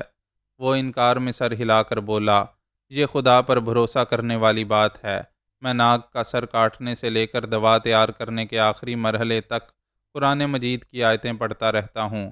جب میں نے پہلی بار یہ دوا تیار کی تو مقدس آیات پڑھتے ہوئے اس کی ایک خوراک اپنے حلق سے اتاری اور دیر تک اس کے رد عمل کا انتظار کرتا رہا، مجھے کوئی نقصان نہیں پہنچا، البتہ دل گھبرانے لگا، ایک ذرا نشہ سا چھانے لگا۔ میں نے بازار سے دودھ لا کر پیا، ناگ دودھ پیتا ہے، اس کی کوئی وجہ تو ہوگی۔ وجہ یہ معلوم ہوئی کہ گھبراہٹ کم ہو گئی، میں نے اور ایک گلاس دودھ پیا تو طبیعت سنبھل گئی۔ میری ان باتوں کو اچھی طرح یاد رکھو، اپنی عورت کو صبح دوا کا 1 قطرہ اور شام کو 1 قطرہ 1 گھونٹ پانی میں ملا کر پلاؤ۔ ایسے وقت کلام پاک کی جو آیتیں بتائی جائیں انہیں پڑھتے رہو۔ جب بھی اس کا دل گھبرائے اسے دودھ پلانا، انشاءاللہ رفتہ رفتہ شفا حاصل ہوتی رہے گی۔ 1 ہفتے بعد پھر اسے صبح شام 1 خوراک دو، ہر ایک ہفتے کے وقفے سے 1 ماہ تک قرآن مجید پڑھتے رہو اور اسے دوا کھلاتے رہو۔ اس کے بعد دوا ضروری نہیں رہے گی۔ ٹیپو نے پٹارے کی طرف دیکھتے ہوئے پوچھا، یہ دوا کتنے دنوں میں تیار ہوگی؟ میں بتا چکا ہوں، اسے تیار کرنے کے لیے کتنے مرحلوں سے گزرنا پڑتا ہے۔ یہ 15 یا 20 دنوں میں قابل استعمال ہو جاتی ہے۔ کیا ہم 15 دنوں کے بعد آئیں یا آپ یہاں موجود رہیں گے؟ آج کے بعد یہاں نہیں آؤ گے۔ میرے پاس ایک بوتل میں دوا تیار رہتی ہے۔ میں ابھی 1 ماہ کی خوراک دے رہا ہوں۔ وہ اپنی جگہ سے اٹھ کر ایک ٹین کے صندوق کے پاس گیا، اسے کھول کر ایک بوتل نکالی، پھر ایک چھوٹی سی شیشی میں تھوڑی سی دوا انڈیل کر اسے بند کیا، بوتل کو صندوق میں رکھا۔ ٹیپو دیکھ رہا تھا اور خدا کا شکر ادا کر رہا تھا، اسے تیار شدہ دوا مل رہی تھی۔ وہ اٹھ کر کھڑا ہو گیا۔ بوڑھے بابا نے قریب آ کر دوا کی شیشی دینے سے پہلے کہا، کلام پاک کی کوئی آیت سناؤ۔ ٹیپو ہچکچانے لگا۔ اس نے بچپن میں 30 سپارے پڑھے تھے اور نمازیں بھی پڑھی تھیں۔ اس کے بعد وہ یورپ اور امریکہ کے ماحول میں رچ بس گیا تھا۔ وہ ایسی مصروف زندگی گزارتا رہا تھا کہ کبھی دینی معاملات کی طرف دھیان نہیں جاتا تھا۔ بابا نے پوچھا، تم مسلمان ہو؟ الحمدللہ مسلمان ہوں۔ ابھی شرمندگی ہو رہی ہے، آیتیں بھول گیا ہوں۔ بھول گئے ہو تو یہ دوا اثر نہیں کرے گی۔ وہ جلدی سے بولا، میں ابھی فیصل آباد پہنچتے ہی کلام پاک کو آنکھوں سے اور سینے سے لگاؤں گا اور بھولی ہوئی تمام آیات اچھی طرح یاد کروں گا۔ بوڑھے بابا نے اسے شیشی دیتے ہوئے کہا، یہ اچھی طرح سن لو، وہ دوا استعمال کرتی رہے گی اور تم کلام پاک نہیں پڑھو گے تو اسے شفا نہیں ملے گی۔ میں وعدہ کرتا ہوں کلام پاک کے علاوہ 5 وقت کی نمازیں بھی پڑھتا رہوں گا۔ عمل بہتر ہوگا تو نتائج بھی بہتر ہوں گے۔ میں دوا دے رہا ہوں، اسے مؤثر بنانا تمہارا کام ہے۔ اب جاؤ یہاں سے، خدا حافظ۔ اس نے دل کی گہرائیوں سے بابا کا شکر ادا کیا، پھر رائنا کے ساتھ فیصل آباد آ گیا۔ جب رابعہ اس کی شریک حیات تھی، تب وہ صحیح معنوں میں ایک مسلمان کی طرح اس کے ساتھ زندگی گزارتا رہا تھا۔ رائنا کی صورت میں پھر رابعہ آ رہی تھی۔ اسے شریک حیات بنانے کے لیے پھر سے دین کی طرف آنا تھا۔ کلام پاک کی آیات پڑھ کر وہ دوا کو مؤثر بنا سکتا تھا، رائنا کو ایک نئی زندگی دے سکتا تھا۔ وہ خود نئے سرے سے اپنے دین کی طرف مائل ہونے والا تھا۔ معزز ناظرین و سامعین، لائک، کمنٹس اور شیئر ضرور کریں۔ شکریہ۔